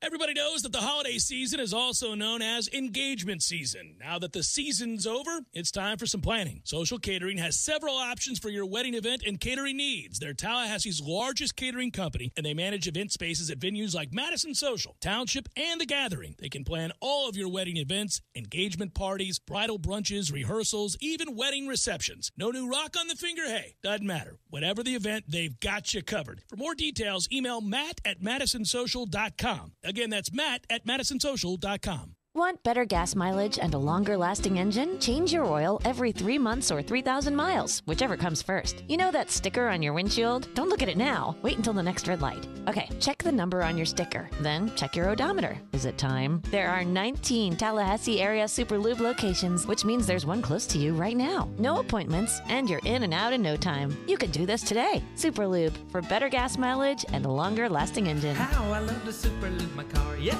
sir. Ready for a deal on same-day delivery? Time for a Target run. Now you can have Target run to you when you start your free 2-week trial of Ship Today. Same-day delivery shops the car you create and delivers it fast, so you can fill up your fridge with your phone. It's easy. Get more delivered same day and enjoy a 2-week trial free. Learn more at target.com/shipped. That's SHIPT. Target run and done. Offer valid for new annual members. Very no heating and air conditioning, keeping you comfortable is what Barry does best. You can now quickly and easily schedule an appointment, purchase or renew your service agreement, or pay your bill from your mobile device. This winter, take advantage of great rebates and 0% financing for 36 months. Learn more online at baranoac.com. Florida license number CAC 057652. Very no heating and air conditioning. I give to you easy laundry service from my friends at Wash Around the Clock. Oh, buddy, this is a game changer. If you're like me, your life is hectic. Between work, school, your kids' sporting events and activities, well, it leaves you precious little time to kick back and take a load off. About the last thing you want to do is hours of laundry, but there it sits, staring at you, taunting. No more. That's right, more watching, less washing. Save hours of valuable time when you sign up not doing laundry with easy laundry service from Wash Around the Clock. Whether it's dry cleaning or just plain laundry, Wash Around the Clock's easy laundry service will pick up and deliver at your home or office. So sign up for free today at easylaundry.net, or you can give them a call, 850-597-9007. Again, sign up today at easylaundry.net. Oh, and by the way, I got you. Use promo code JCS20 and save 20%. That's promo code JCS20. You're saving 20% on your first order. That's easylaundry.net from Wash Around the Clock. Time for another deck party. This Saturday, the Deck Pizza Pub in downtown Tallahassee is hosting a Sports Monster pregame party and walkover ahead of the big basketball game at the Civic Center. The Noles will take the court at 4 p.m., so make the Deck your pregame headquarters. Doors open at 11 a.m., happy hour specials go all day long, and enjoy Tallahassee's finest Neapolitan-style pizza and a Deck signature monkey bread. On special for $5 from the folks who brought you Metro Deli. The Deck Pizza Pub is now downtown Tallahassee's spot for pizza and craft brews and cocktails. We'll see you there on Saturday. Broadcasting live from the Tallahassee Dodge, Chrysler, Jeep, Ram, Fiat studios in the capital city of Tallahassee. This is the Jeff Cameron Show, brought to you by Cornerstone Tool and Fastener on 97.9 ESPN Radio.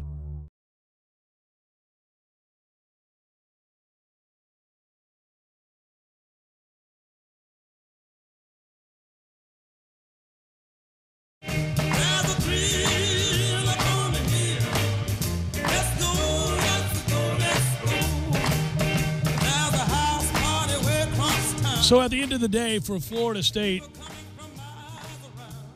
you get a class that does fill needs and is one that is capped off late by Ira Henry's signing, 6'5", 298 pounds out of Trinity Catholic, and he was part of a day that saw Sean Fuller sign, defensive end, that it came down between Florida State and Alabama.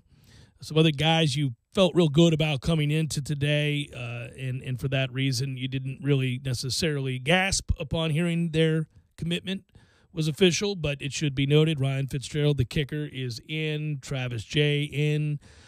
Darius Washington, offensive tackle out of Pensacola, was a big pickup this morning as he signed his letter of intent.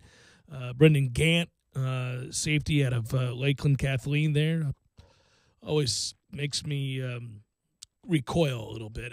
We lost to Lakeland Kathleen in the state playoffs. I know that's a good football name, and he figures to be a big piece in the secondary moving forward. He's considered to be 6'2", 180. A blue chipper. Yeah, that'll work. So that was a great signing.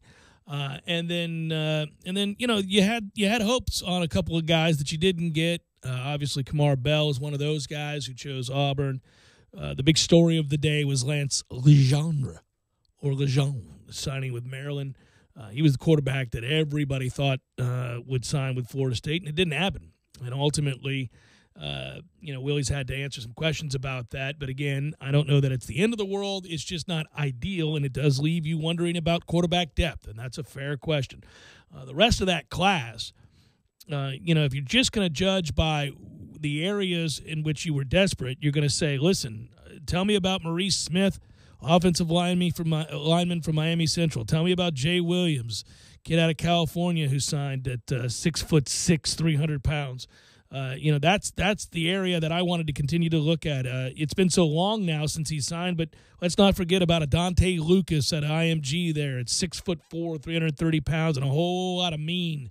Another area of great concern, and I mentioned the offensive lineman that signed today. So again, you got some quality in this class, no doubt. That's not to be overlooked. But you also got the kid from Northern Illinois, who I'm not telling you it can't play, but I am telling you that he may come in here and start. He may not, maybe a backup. But you get a grad transfer. You're trying to bring in another one, the kid from Virginia, the tackle out of Virginia. So you've got a mix now of bodies, of quality, and of just throwing bodies at the problem and hoping like hell that'll work out. You had the JUCO kid to come in as well. So surely you can find, along with, knock on wood, a healthy Landon Dickerson or even a healthy Cole Minshew who has areas of his game that's not terrible. But you want him, Tom. You roll your eyes, but you want him to be healthy and ready to play. You caught me. I didn't roll my eyes. So what I'm telling you is this. You need to piece together, 5 offensive linemen that don't unequivocally suck the way you did a year ago. They were all awful. It was embarrassing. Some of their grades were literally zeros when you looked at the PFF grades. I mean, a 0. I don't even know how that's possible. You could accidentally stumble into a grade of better than 0, but they didn't at times. So let's hope like hell you've now got something of a working offensive line that gives your skill position players a fighting chance to exhibit the skills they have, because Florida State does have a handful of guys, maybe more, that can really, really make an impact on a football game, but they weren't allowed to do it. They weren't allowed to do it last year. You had a few exceptions.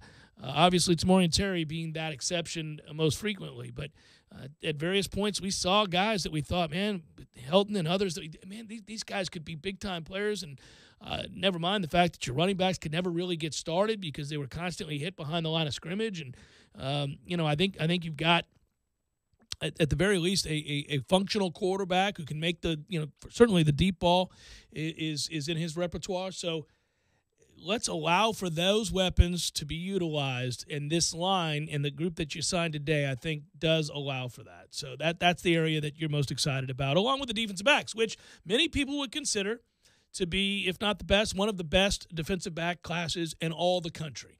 And while that gets overlooked while we're desperate to sign offensive linemen, it is true to say that this is a group that last year desperately struggled to cover anybody.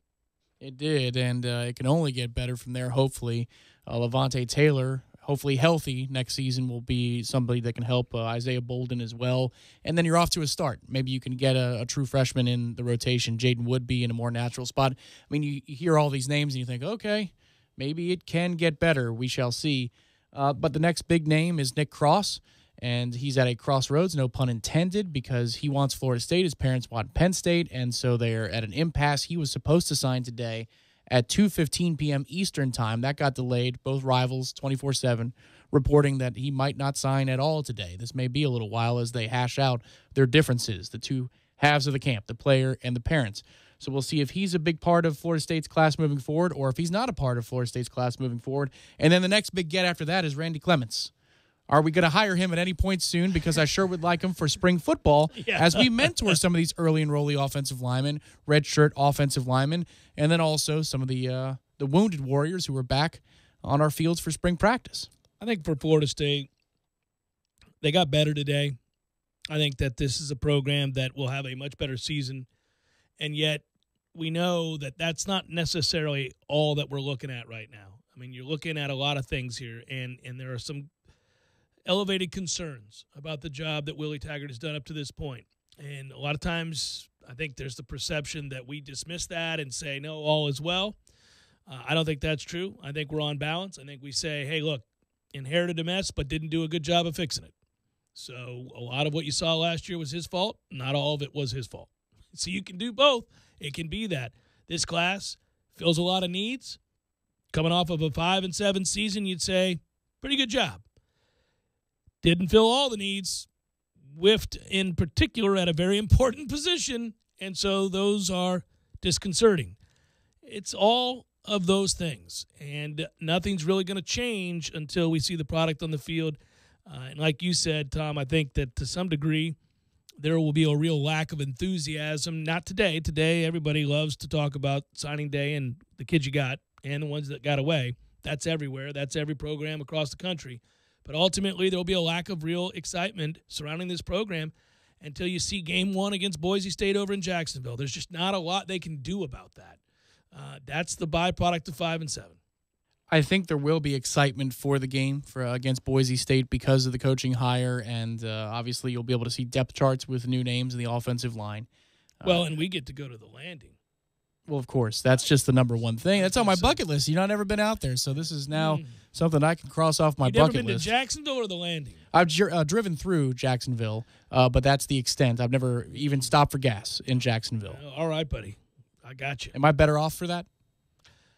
No, there's some good parts of Jacksonville. I know the folks in Jacksonville will be surprised to hear me say that, but no, there's some things out there that will be all right. We'll have a good time, buddy. I'll show you. Everybody will be amped up for that, though, because at that point, it's real football, and now it's time to see if last year was the fluke or perhaps the hire was a fluke, and that's what the 2019 season is all about, I think. Well, I know this.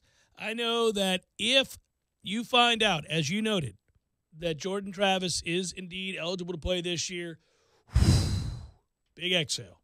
Not that you need him necessarily, but you sure would like to have a kid who's as well thought of as he is to provide depth and to get into this system and learn from Kendall Briles and move forward from there. That's ultimately what you got to have. Interesting you say that the whispers, be them informed or not, we shall find out, think that he might get and be granted that hardship because of the coaching change and situation at Louisville. That would be nice.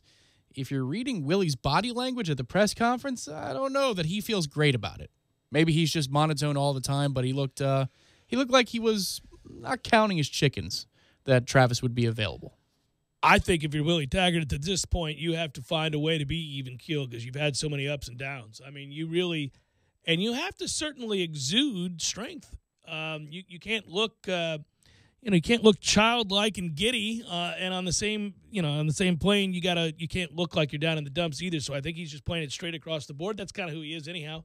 So I don't know the answer to that, but there were a lot of people who I say a lot, a handful of people I've talked to that thought he would have a good chance to get that waiver. I think he, like most people, we'll be excited to get practice reports, even if we're not enthusiastic about it. Like, he'll be excited to conduct practice and oversee things, because all the talking about the things that we need to do and talking about the way we're going to do things, it gets old. You just want to see these kids play and start coaching them up. I'm sure he feels that times 1,000 of what the fans feel. And the way we saw him play last night at the Carrier Dome, our beloved Noles go on the road and thump the Orangemen in a way that, man. And I didn't realize that heat could activate transitions lenses because Boeheim was not happy and they were tinted by the end of the game. That's funny. Yeah, I'm about to throw my transition lenses into the river. I hate them. Because Boeheim was a... No, I just hate them. I thought I'd love them. I hate them. They suck. Really? Yeah, I don't like them. Get rid of these. I guess I'll throw away this email kicking the tires on a transition lenses endorsement, okay? No, I wouldn't do it. Don't like it. I'm getting rid of them.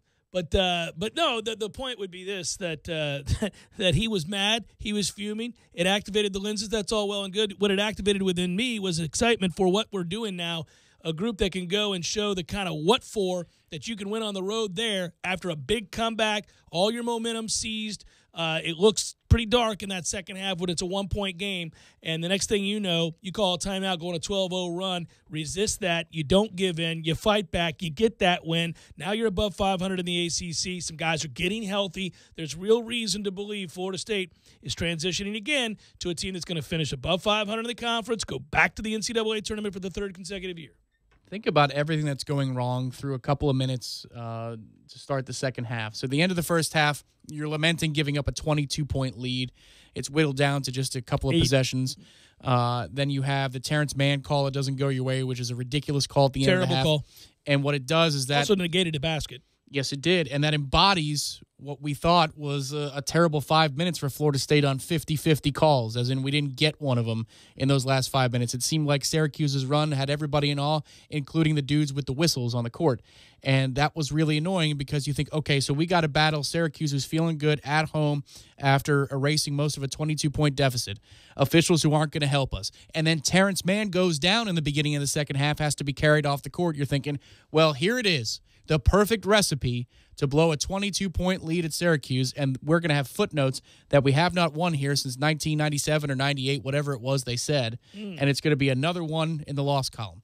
Instead, you fight through all of that crap. Terrence Mann comes back, plays a really good second half, and for me, I appreciate that kind of a win more than I would if we just had marched on from being up 20 in the first half and carried that through the rest of the game. That doesn't tell me anything except that we came out hot and shot the ball well. But if you're tested with adversity like that on the road and you answer it by blowing them out anyway, that tells me a whole lot more about this team. MJ Walker, I'm gonna send to you. I'll go through intermediary and we'll get this done. I don't want to get you in trouble or anything, but I'm gonna send to you my phone number. We're gonna text back and forth, and I'm gonna send mean texts to you before the start of every game because I don't want to have to publicly berate you every time I do the show. But it seems to me that when I rip your ass for the ineptitude that you frequently show, you respond in a big way. Now, in this game, you responded angrily to my calling you out with a real solid half. After that, you weren't very good at all. In fact, you were a turnover machine. But your hot start on the road really fueled what became an incredible run in the first 13 minutes of this basketball game. And you know what? We'll take that contribution as opposed to the 0 points, for the world contribution you have frequently given us. And is that a contribution? I mean, honestly. You standing around getting... The thing I'm worried about is that this is going to continue to work, and it's going to be ruled by the NCAA as an impermissible benefit. I'm worried about it, too. That's why we're going to do it under the table with texts. Sounds like something Patino would say. I'm going to... I'm just going to send a text on game day, or should it be the day before? I don't want to rattle him. I believe that would be on the table. Thank you very much. Day before. No. His assistant was. He was on the table. I was on the the assistant table. was under the table. That's we were on the table. Yeah. It's all on the table. But the text is going to go, MJ, you kind of suck. Let's get it together. Send. From Slappy. Final hour, forthcoming. Stay with.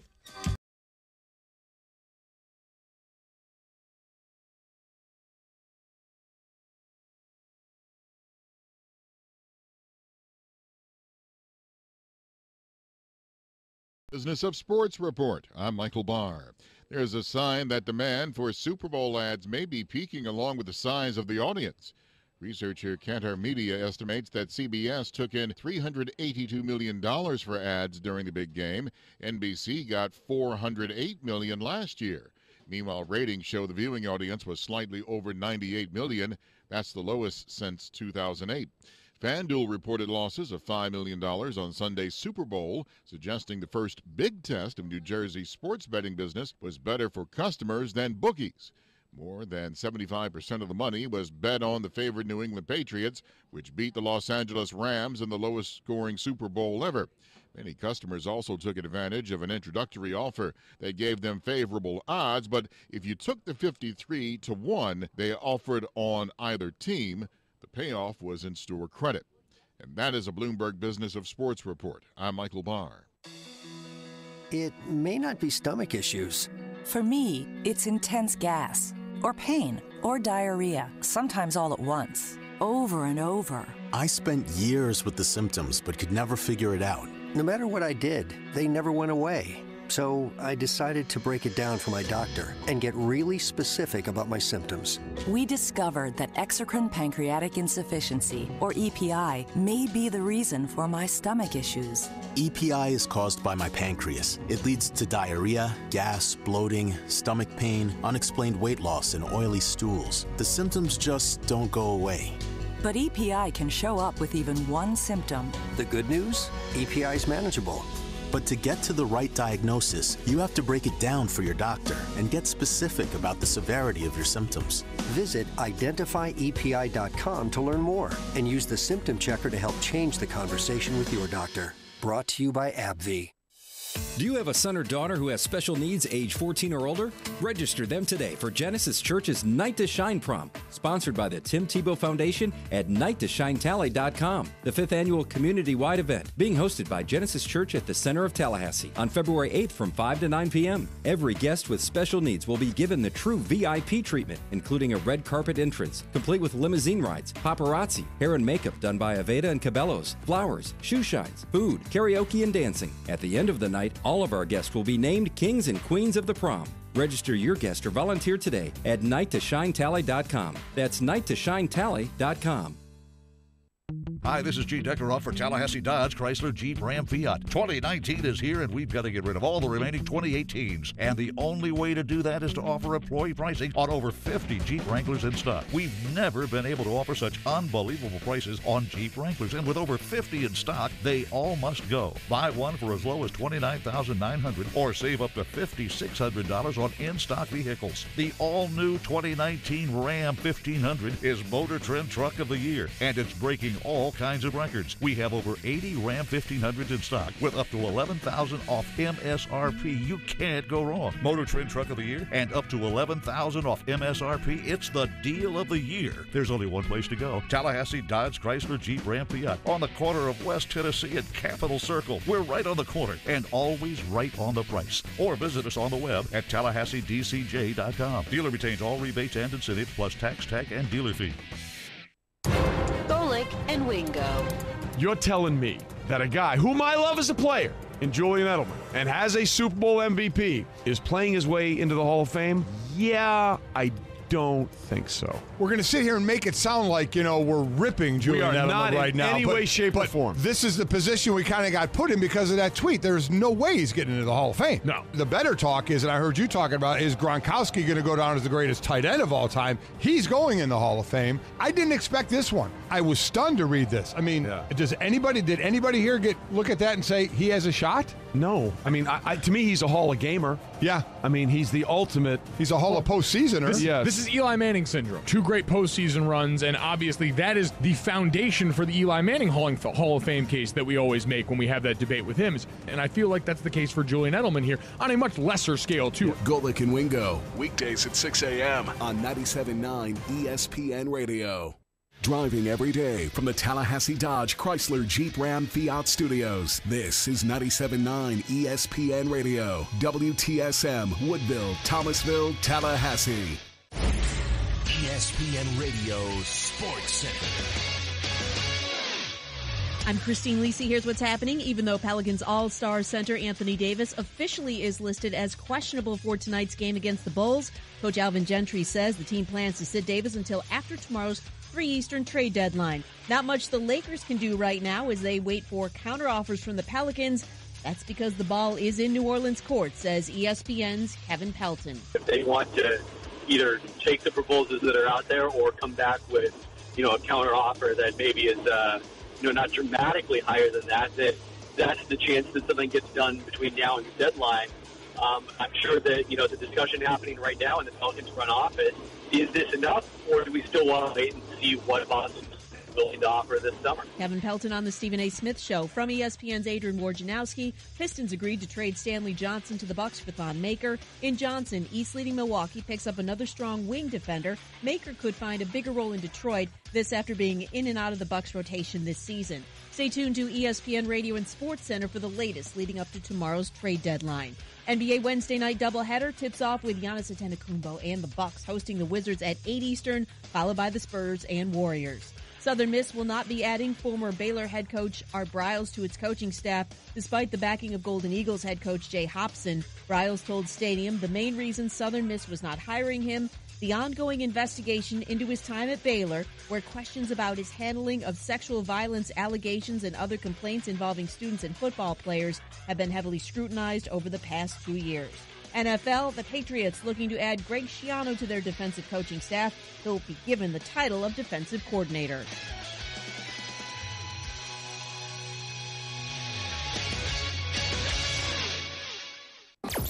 Broadcasting live from the Tallahassee Dodge Chrysler Jeep Ram Fiat Studios in the capital city of Tallahassee. This is the Jeff Cameron Show, brought to you by Cornerstone Tool and Fastener on 97.9 ESPN Radio.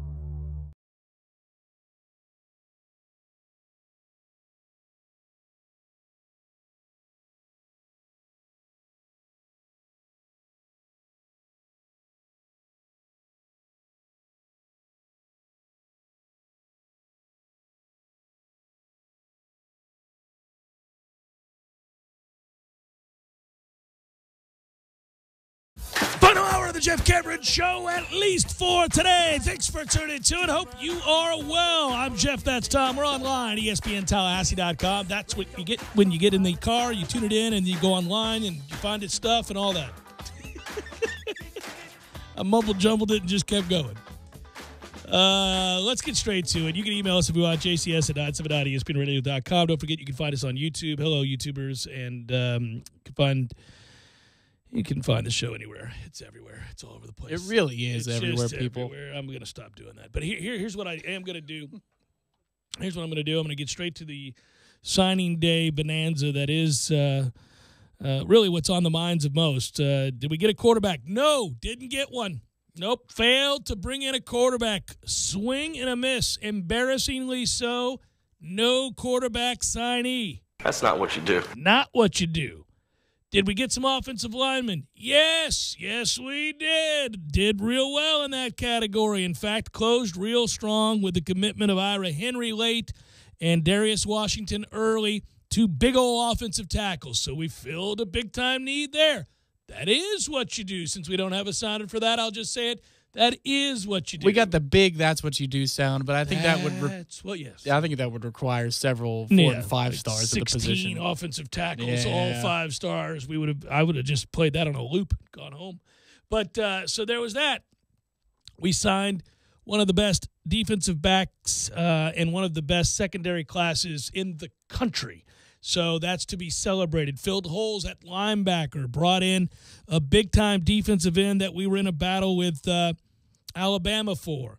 Lost out on an offensive lineman in Kamar Bell. And I'm giving you just the Cliff Notes version here. But by and large, I think you can say there are some good and some bad moments in this class. The biggest whiff is no doubt quarterback. You thought you were going to bring in Lance Lejeune, the young man out of New Orleans instead. Only having been recruited very briefly by Maryland, he chooses to go there. So there were questions about his eligibility, and all of that is true. But right now, you got nothing in the 2019 class at quarterback. Of course, that's not to say that you don't have a quarterback. You do. James Blackman is back and figures to lead the way. And behind him, we'll see if Jordan Travis, 4-star quarterback that originally went to Louisville, has since transferred to Florida State. He's applied for a waiver. See if his eligibility is immediate. If it is, then you have some depth there, and you might be all right. As it stands now, you have a 3-star kid who was a walk-on at Florida State, wasn't dismissed coming out of high school, but wasn't as highly regarded, but wanted to come here, so he's the backup to James Blackman. And there's always the chance that you could bring in a JUCO or a grad transfer. That's still out there. So it is an area rightfully of concern. I think I know why people are angry about that. I think they have a right to be angry about that. It's certainly enough for me to raise an eyebrow. At the same time, I think this really reeks of what happens when you go 5-7. You're going to have some wins and some losses in the recruiting world when you've put together a product that is suspect. Willie Taggart and his staff all at once could be praised for putting together a top 20 class despite having that 5-7 record, or they could be ripped for not having improved the product and then also whiffing on some pretty big and important needs. So that's, I get it. I get it both ways. There's nuance to this. It's not a day where people want to do that, but I'm all at once excited that this offseason has featured him firing some guys on this staff, replacing them with better coaches. Today he addressed in his press conference the hiring of Kendall Briles. That's a guy that most schools, if you could survive the scrutiny and the PR, ramifications of this, most schools would have liked to have hired him. He's a guy who has put up big-time numbers everywhere he's been. So you have an upgrade, huge upgrade at offensive coordinator. You do fill needs on the offensive line. You do fill needs in the defensive secondary and at linebacker. You do fill needs really all over the field. You just don't get a quarterback, and that's a bummer to boot. And it could make you question the process as to how you could arrive there. How could that happen? Did you spend too long on Howell? Did you spend too much time on kids that were never going to come and could have really diverted that attention earlier and been able to get another guy? So there's room for criticism. There's room for praise. They even got a kicker in this class, Ryan Fitzgerald, the kid out of Moultrie, Georgia. Of course, you knew he was coming. He did sign today, by all accounts, big-time high school kicker. It's always hard to know how those guys are going to do. So a whole lot of hit and missing. Top 20, by and large, I'd say it's a pretty good class. I'd say you fill some needs. Now, of course, I can't say all of that without saying this. Choo-choo! Florida State last night on the road thumps Syracuse. Just a non-competitive performance out of you, Boeheim. You and your crew. There are people watching this game. Can you show up, please? Yeah, I got out-coached, man. So, obviously, Florida State is a bit of a Jekyll and Hyde. Right now, though, they are winners of 4 straight in the ACC, and this was a huge road win at the Carrier Dome. And so now Florida State, a game above 500, returns home with a huge matchup against Louisville this Saturday. Really looking forward to that. I've had my fill of recruiting talk and some of the other stuff. Now I'm ready to graduate to hyper-focus on this basketball team and soon to be hyper-focused on this baseball team and the start of baseball season in general. But this Saturday, it's worth mentioning again. Now that you got that win, the week started, I said, here's the deal. Tough week. Got to go at least 1-1. You've guaranteed that. Now you could be playing with house money. You kind of go into Saturday's game playing with house money. Got a chance to go 2-0. And how big would those wins be if you're able to start really a run now of 5 straight ACC games after a 1-4 beginning? Yeah, I think a lot of people would be feeling pretty good. Louisville is far above you in the net rankings as well. Don't really good care basketball team about the top 25 rankings as much as you do the net, because that's what the committee is going to consider as they do seeding, and it would be really nice to have a win over a team like Louisville in your back pocket, just like the win over Syracuse will be good to have in the back pocket, because let's just say they finish ahead of us by a game in the ACC standings, but you do have a head-to-head victory over them, and your strength of schedule is tougher and whatever it is. Then you have a reason to get a 4 seed instead of a 5 or a 5 instead of a 6, whatever it is. And make no mistake, you win this game on Saturday, you're looking at a decent seed in the NCAA tournament as long as you take care of business and tread water from here on in. But that game on Saturday is big for a lot of reasons, so I think this town will be geeked up for it. We typically do show out well for matinees over the weekend. It's going to be packed.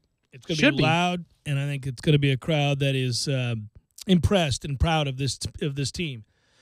They should be. They started 1-4. They're 5-4 in the conference. They're now 17-5 overall. They've won 4 straight. They're top 21 RPI, top 30 net. currently ranked for what that's worth. A lot of basketball to be played, but that win last night puts you ahead of NC State, Clemson, Georgia Tech, Notre Dame, Boston College, Pitt, Wake, Miami. Puts you within one game of Syracuse, Virginia Tech. You could move to within one game if you knock off Louisville. All of a sudden, you're in the top four, or just outside the top four. So, again, some things are happening for Florida State. They're getting healthier, more importantly. Terrence Mann looked healthier, and what a game he had last night.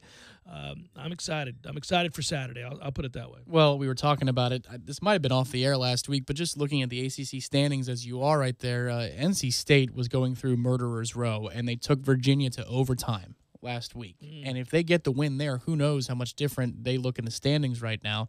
It wouldn't just be a one-game difference, I'd tell you that much, because I bet they scored more than 24 points against Virginia Tech on Saturday, and then they get boat raced by North Carolina.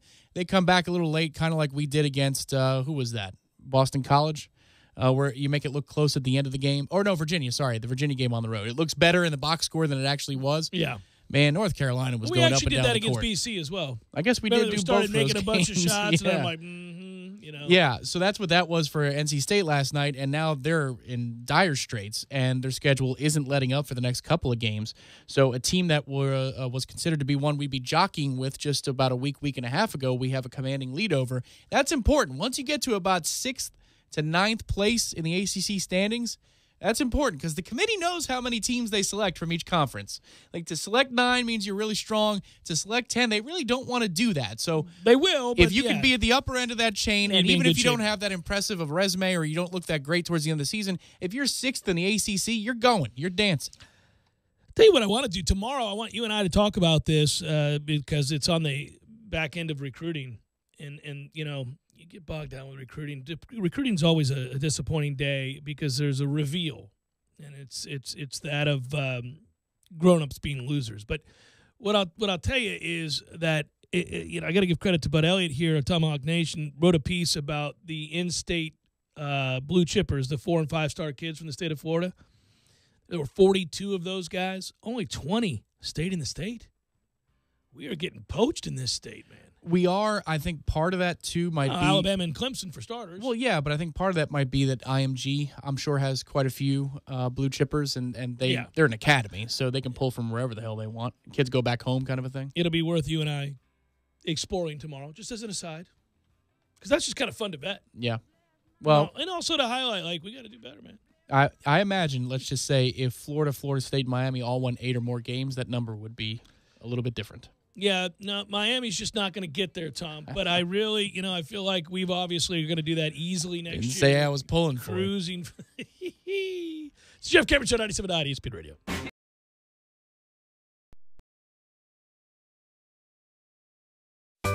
Sorry, boys, I did not have time to pack. We got this. It's right here, guys. We got this. I thought I could handle it. We got this. Moving doesn't have to be a hassle. Call us first at 2 Men and a Truck.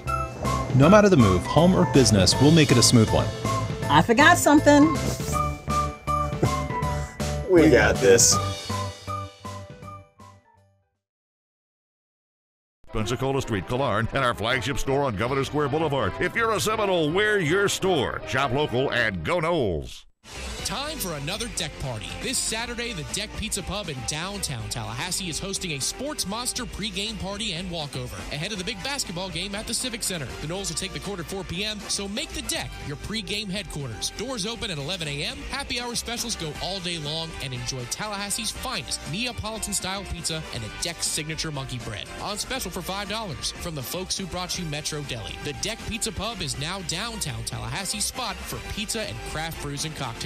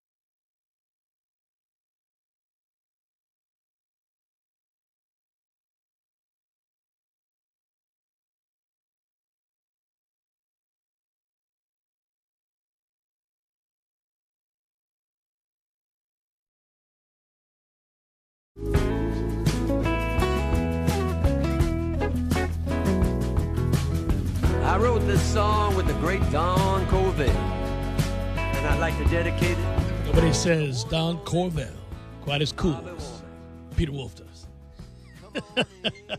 The great Don Corvette. Hey, so, by the way, you and I are goofy. We are. There's no doubt you and your girlfriend love each other, and I'm madly in love with my wife, but we are married, you and I. It's the dumbest thing sometimes. It happens, you guys, during the show, sometimes while we're on the air, sometimes in between breaks, sometimes when we're walking around the office, sometimes when we're in each other's living rooms, like he's in his respective living room, I'm in mine, and then a text comes through, and I had already written like 7 words that are pretty much exactly what he just sent me or vice versa. Yeah, it's crazy. It just happened right now, and it must be because we are trying to escape. You know, this isn't our favorite day. It's an important day, but it's not my favorite day. With all the things we do with in regards to Florida State and Florida State football centric, even National Signing Day is just kind of I want us to win the day. I want us to do well and get every player we want, but I almost quickly need a break from it. So I'm reading an article during the break that I know I'm not going to talk about on the air because it's not really something for the airwaves, and it's about the Knicks. And I don't even care about the Knicks. I mean, at all. In fact, there aren't too many teams I care less about than the Knicks. And I don't say that to be mean. I'm just saying that they're useless. They don't do anything for anybody. They haven't in a long, long time, since Patrick Ewing. So maybe the Arizona Coyotes or the T-Wolves or something like that? Yes, maybe. Yeah. Oh, I think I care about the T-Wolves more. But I would just tell you, it's hard. It's actually a fun little game to do. Edmonton Oilers, what do you say? Yeah, I don't think about them. You're right. Okay. But because I'm 47, I remember when they were great. So you can, if a team's been great in your lifetime. Well, okay, so you're 47. You must remember when the Knicks were great, right? They never were great in my lifetime. They were never great. They had good years. They got to the finals. The Stark teams and all that. John Stark's team. I got you. Patrick Ewing, all that. Oakley, all those guys. But they were never great, and they've really never been, by and large, even average in my lifetime. So, it's weird. When you try to identify the sports in professional sports, who's a franchise, even though they may matter on the big scale, on the big scheme of things, you might recognize their place in history, but you, in your life, they don't mean anything. Like, if there were 47 stories in front of you, and they were all different about anything to do under the sun in sports, professional sports, what's the one, upon seeing the headline with that team, that you would read last? And you're like, oh, I don't need to read this. Like, the Knicks are really close to that on the list for me. The Reds, the D-backs, the Coyotes, and I love hockey. Apparently anything in Arizona you've got no time for. Well, it really is kind of even the Cardinals, you play a game there, and when they first built it, you're like, wow, that's cool. They roll the grass in and out. And no, it is cool. I liked it when they had Larry Fitz and Bolden. Kurt Warner. They still have Larry Fitz. They still do have Larry Fitz. Yeah, they still do have Larry Fitz. They're not as good of a team. I don't know. We play a 4:00 game there. 2 things are going to happen. One, we're going to get our brains beat in. Only Josh Freeman apparently is capable of beating the Cardinals in Phoenix/Arizona.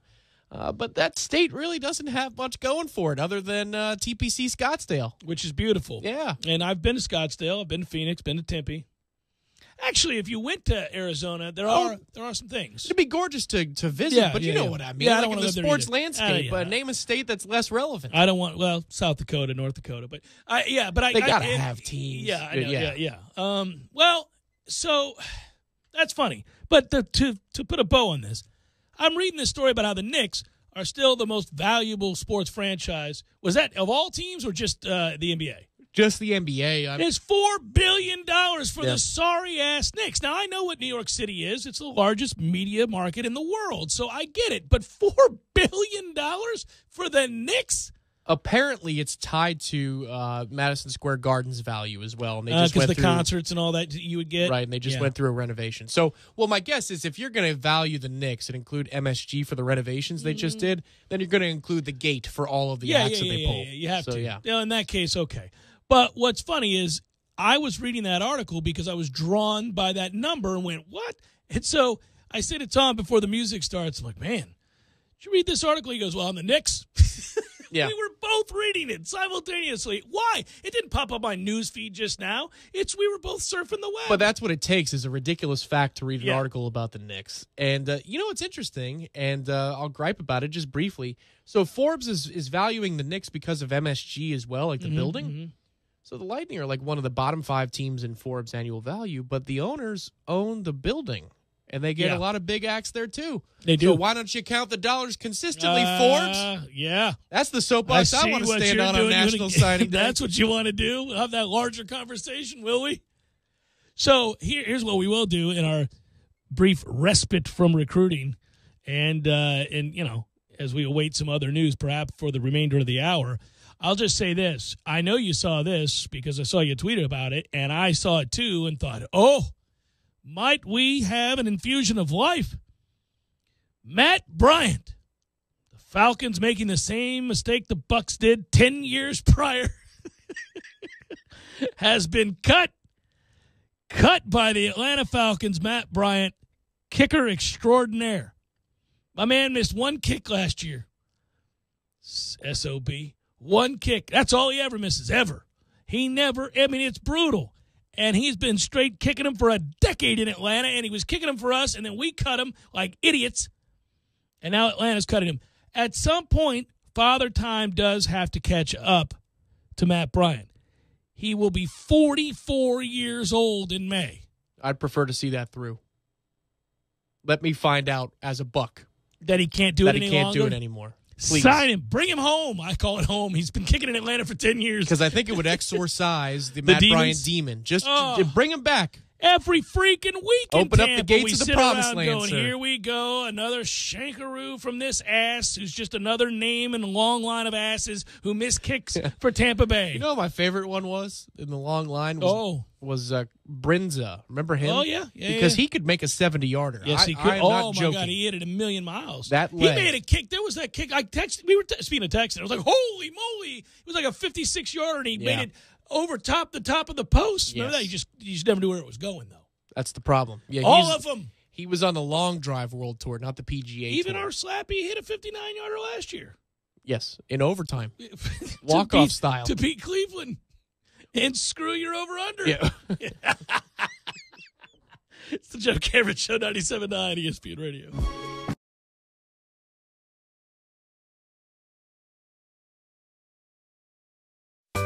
Sorry, boys, I did not have time to pack. We got this. It's right here, guys. We got this. I thought I could handle it. We got this.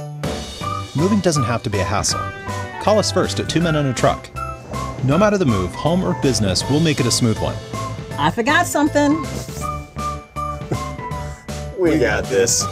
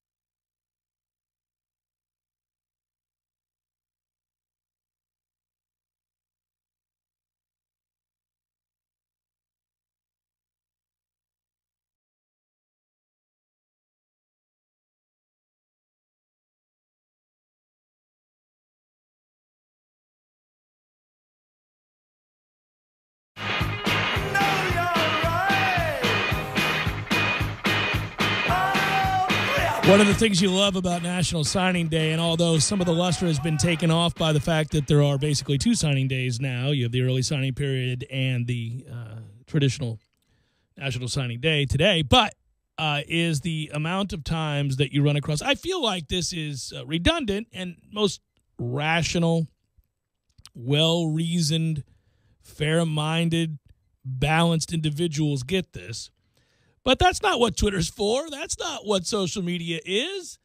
So you're reminded on National Signing Day of the overabundance, the sad representation of losers everywhere on these social media platforms. And how are you reminded of that?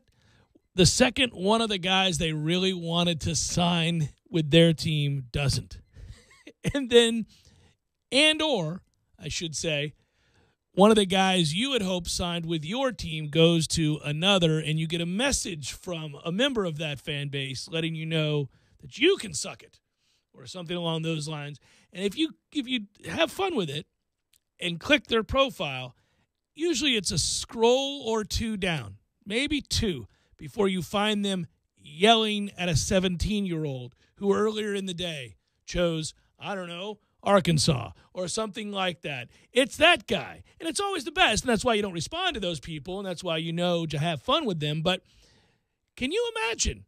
And maybe it's cruel to revel in the idea that you're better than somebody else. But you most assuredly are. If you are the guy making fun of, from a distance, the person who makes fun of and yells at recruits. What in the world are you doing, man? And I watched as this guy who yelled at me yesterday and again today, as he screamed down every one of the kids that didn't choose his school. Like, at them over and over and over again. Now, my hope is obviously that kid has blocked him or muted him or done whatever he's done and ignored it. But I always feel bad for the kids. I always think about this because it's hard to do that when you're 16, 17 years old, right? To deflect criticism and to understand that it may not even be a real person on the other end. You know, whatever it might be, that it doesn't really matter, that it's more a representation of who those people are and not who you are, because kids struggle with that. They're 17. They don't know. And so those guys are in abundance on a day like this, and sometimes very creative in the methods in which they use to try to shame kids for not picking their school.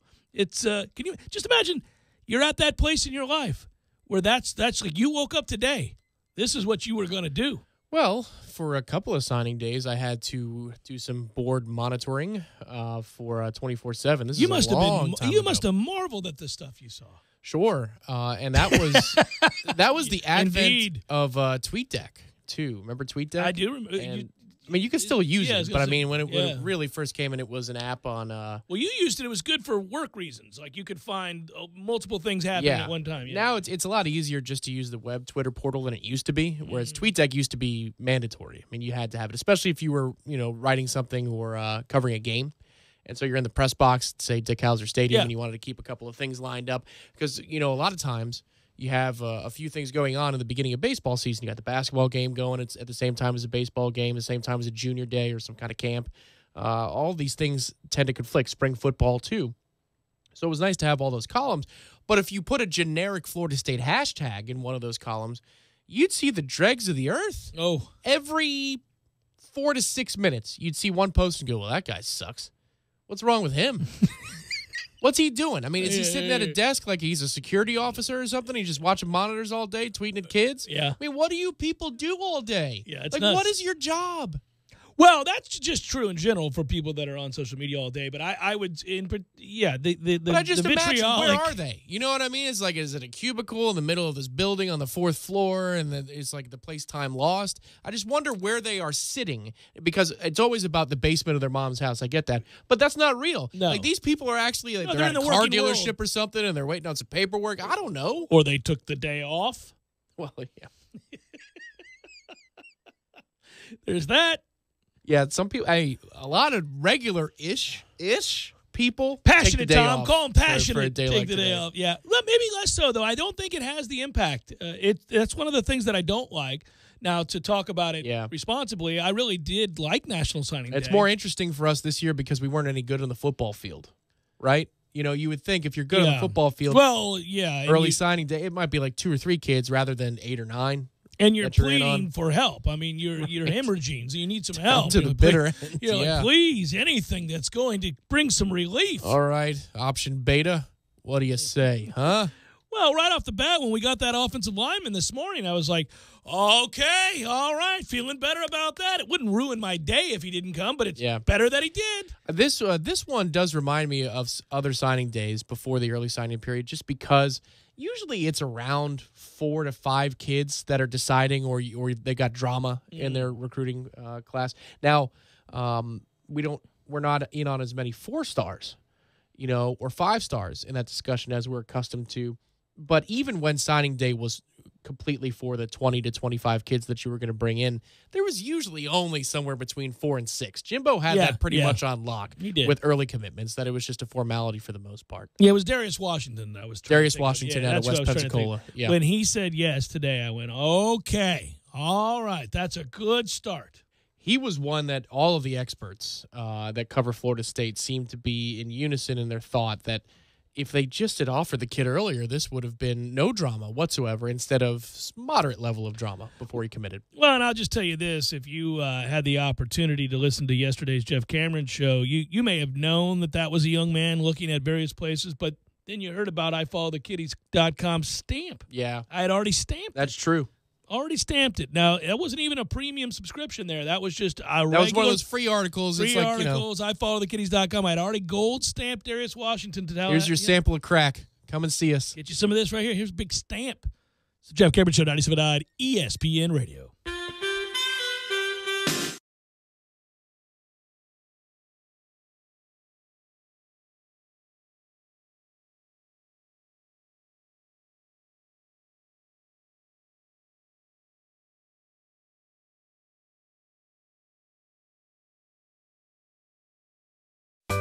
Sorry, boys, I did not have time to pack. We got this.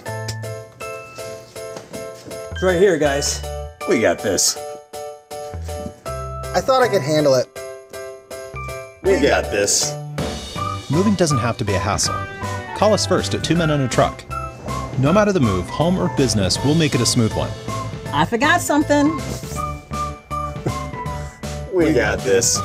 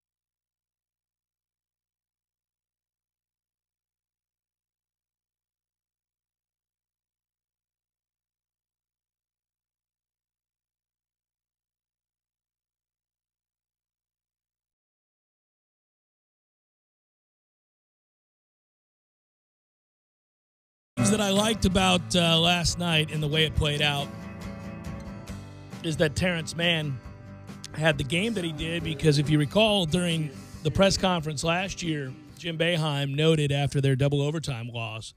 In fairness, some of you have reached out today with the emails and, kind of sticking it to Boeheim about these comments that I'm about to reference.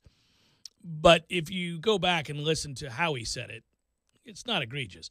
But he was asked last year, if you remember, Terrence Mann was a late scratch last year against Syracuse, and he was asked about whether that affected their game plan and what adjustments you make when you get a late scratch like that. And Boeheim said, well, I didn't like it because actually P.J. Savoy hurts us way worse than Terrence Mann. Terrence Mann's never scored against us. And he said it with a little nastiness to him. Oh, he's got some simpy and last night he was woe is me guy a little bit too. Yeah. And he went on to say he could tell that the reporters in the room when he kind of took the shot at Terrence Mann, he could tell that they were a little taken aback because Terrence is universally beloved as a great kid. So he's not one of those guys that you would take a shot at, like a showboat who's flaunting when he does something, where coaches might get tired of it. That's not him. I mean, he's a great kid. And so people were kind of taken aback last year. And then he said, well, he's a slasher. Okay. We can handle that. Shooters are what concern me. So I took another shot at him there. And I'm like, okay, that's good. Well, Terrence did a little bit of everything last night. So you got your slash, you got your shot, you got your suck it. Stick him in your mouth and suck him. Yeah, so that was nice. Stick him in your mouth and suck him. Yeah, a little bit of that. And I thought about that. It's funny that I wondered if anybody else remembered that, but then the inbox says they do. Stick him in your mouth and suck him. Long memories. Florida State fans like elephants with any sort of slight from a coach or a player. And I wondered when I got up this morning when I was checking. I was like, oh, I wonder if anybody's – 7 people like, oh, Terrence Mann can't play a lick, can he, Jim? Stick him in your mouth and suck him. But, as we talked about all day, intertwined with the talk of recruiting and all of that, we said it yesterday, Tom, that we would be happy and humbled if Florida State went out and did something uncharacteristic, which is, A, win a road game at a place like this, but then shoot the lights out. I can't take too much credit because I hedged my bets, but I was getting the feeling we were developing into a good shooting road team. Well, you know what, I honestly, all the things were going against us, and then I saw the tweets, and this is honest. I thought about tweeting now, but I said, nah, let it go. When we tweeted we were wearing the black uniforms, I instantly got more confidence. And typically, especially in football, right? When you go alternate uniforms, you're like, oh, we're going to lose. Yeah. Especially in football for Florida State with the black uniforms. Like, well, we've lost. We've lost. It doesn't matter. I don't care that we're 15-point favorites. We're going to blow this. But when Florida State basketball wears the black uniforms, I think of March Madness. I think of big-time games on the road. I think of the ACC tournament. I think of good moments in FSU history. And so when I saw the Hoops account put out that that's what we were wearing instead of road garnets or something like that, I thought, yes, I like our chances all the better. Well, you especially liked them when old MJ Walker started hitting threes and looking eerily similar to the guy that we saw against Miami. And I'm telling you what, old Tough Love's going to have to make an appearance once a week. Probably on Saturday's pregame show before the Louisville game. But I don't know that I'm allowed to go back-to-back Tough Love. I've never, A, done back-to-back Tough Love, and B, if you respond to Tough Love, Cameron, then I can't come back with Tough Love, Cameron. You can ask him to play better in the second half. Well, he was terrible in the second half. It's like he got us started and then he was done. But he jump-started us, and then he became a turnover-confused machine. He didn't like that trap, did he? I thought he called the timeout on the second one. First of all, he did call a timeout, and that's a bitch call by that official, and he knows exactly what MJ was going to do in that timeout, and he wanted to call that walk, and that drives me nuts. It's an official trying to put his hands on a game. And he didn't inform him until we got to the bench so he could make a scene of it. Well, the problem with that is actually I think that's on MJ. He assumed that the timeout was granted and began to walk that way. Leonard had assembled everybody by the bench. Because he thought that they had granted him the timeout. But if you look at the initial call, he comes in and is given the traveling sign. It was apparent. I mean, he that's why I'm yelling at the TV. I got yelled at by my wife. Because I was so invested in that game because we were about to win that game, and I thought this is one of those moments. You don't want Syracuse to lose, so you're going to come in here with this Bush League travel. I mean, if you look at the last 8 minutes of the first half and what they were allowing to go down in the paint. Even up. Well, I thought we were reckless in the paint. Trent Forrest in particular was reckless in the paint. He was trying to force the issue, and they weren't giving him bailouts. Yes, there were other calls that they should have made in the paint. I agree with that. Especially on rebounds. I'm talking typically in positioning and boxing out. Ridiculous infractions. The worst of it is that, by the way, it's all capped off. The cherry on top is that absurd charge call on man, which, by the way, that would have been a big bucket. That went in. Yes, it did. That's a crazy charge call. I don't know what the hell he's looking at. Certainly not the Syracuse defender moving. I think he was in position, and if you look at where he was, if it was the baseline official who blew his whistle, is right in his line of sight is Jim Boeheim, right behind Terrence Mann. And I think he was in awe of Jim and his simpiness when he loses. The press conferences, they're very interesting. He was quite curt with his local beat last night. What it means, by the way, though, for Florida State, because we don't concern ourselves with Syracuse, what it means, especially since we beat them on the regular, what it means for us now, though, Tom, is that you this is in you. You're capable of going against a very good team. I think that Syracuse team is a good team. And you're able, more importantly, not to get off to a great start. There's not a lot of pressure when you're the underdog on the road at a place like that, I don't believe. Obviously, whatever pressure there is, you're putting it on yourself to perform well. But these kids are experienced enough and have been in a lot of big games that I don't believe starts of games concern them. Now, obviously, you want to get off to a great start. Everybody does. And they did. But really where you have your character tested is when the home team, who is talented and energized by that home crowd, which we have seen here time and again, our record at home proves that and bears that out, can have a major impact on a game, can flip the script in a hurry. It just takes the home team hitting a few shots, gaining a little bit of momentum. There's a hiccup along the way in your execution, and the next thing you know, it's an avalanche. And not once but twice did Florida State have this happen in the same game where it avalanched, where all of a sudden the moment got big, some guys made mistakes, there's a lack of execution, there's turnovers, Cuse is feeling the energy, they've hit a few shots in a row, the crowd is into it, the officials are influenced by it, and the next thing you know, everything's going the Orange's way. And you have to withstand that. And so you certainly could go into halftime, even though you're up 8, and think to yourself, we blew a 20-plus point lead here. This is certainly trending in the wrong direction. And then again in the second half, you expand it to 9, I think it is, and then the next thing you know, it's a 1-point game. And you certainly in the past, and I think all of us last night watching, probably in our heart of hearts would admit they felt like, well, here it is. Man, we're going to let it all go away. What a shame. 22-point lead, right? Yeah, you're like, what a shame. And, gosh, that's in them. They got to find a way to close. They got to get better at this. And there's no shame in losing to Syracuse, but now we got to win at home against Louisville. Your mindset is all in that area at that place. And then, I think back to it's a 3-point game when Leonard calls timeout and Florida State goes on a 12-0 run and effectively ended the game. Yeah, we had just fouled the 3-point shooter. Yeah. And I think what's fascinating, I jotted it down in my notes here, Tom, and I've mentioned it some earlier today, but I wanted to go back and look at this because I was keeping notes in real time, and I was, I'll tell you what made me laugh. There's some expletives in my notes, so I have to be very careful. But if you go back and you look, some of the things that were indicators of Leonard's want, and I know that sounds strange, but first of all, he calls a timeout when we're up 18 in the first half because he doesn't like something. That was the first tell. That was the first tell to me. That was, he desperately wants this game. He knows we can win this game, of course, because we're up big. Yeah. But he's also going to correct situations now to prohibit this from getting away. Also, it's fairly obvious that Kamaji had, 11 minutes? The right guys were on the floor at the right time. Most importantly, I think, too, is look, they were all where they needed to be. By and large, especially when Syracuse extended, when Syracuse pressured, all the right guys on the floor to handle it, all the right guys on the floor to execute, take care of the ball, and actually end up with a lot of layups and dunks. That's growth from the Georgia Tech game.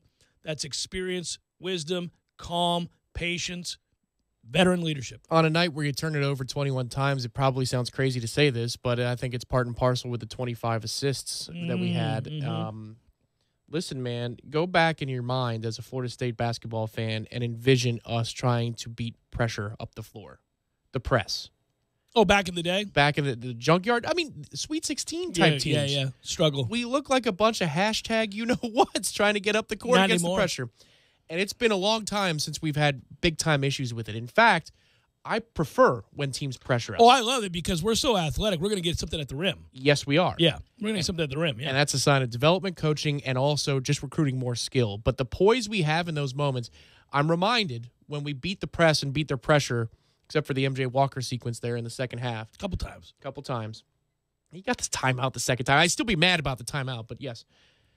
I look back at that moment when we were terrible at it, and I say, thank God we're not there anymore. No, it's a lot of fun. I appreciate the fact that it's different. That is something that you can look at in this program, something in the course of 40 minutes and say, this is completely different than it used to be. Well, and for all of the guys that like to point out whatever foibles this team or coaching staff or players may have, today universally, and I haven't checked it because I don't in show, but the people who watch on the YouTube feed there are often quick to quip about Leonard's deficiencies and about the players. Yeah, we executed against the zone on the road when it mattered most and lit it up and hit threes and especially in the second half executed when you had to, when the game was tight. So you've now won 4 straight in the ACC. I don't care who you are. That's a big deal. You're coming home with an opportunity now to get a couple games above 500, and you're doing it with a bunch of guys that are playing through injury. Well, yeah, the second half is more impressive than the first half because the first half you're hitting shots. Yeah. Yes. The second half you're breaking it down, and Jaminski said it best in the closing moments after we had another dunk at the rim when they pressured right at the timeline. He said they have an answer for everything. Oh, yeah. And tonight, tonight they've had an answer for everything, and there's no doubt that we did.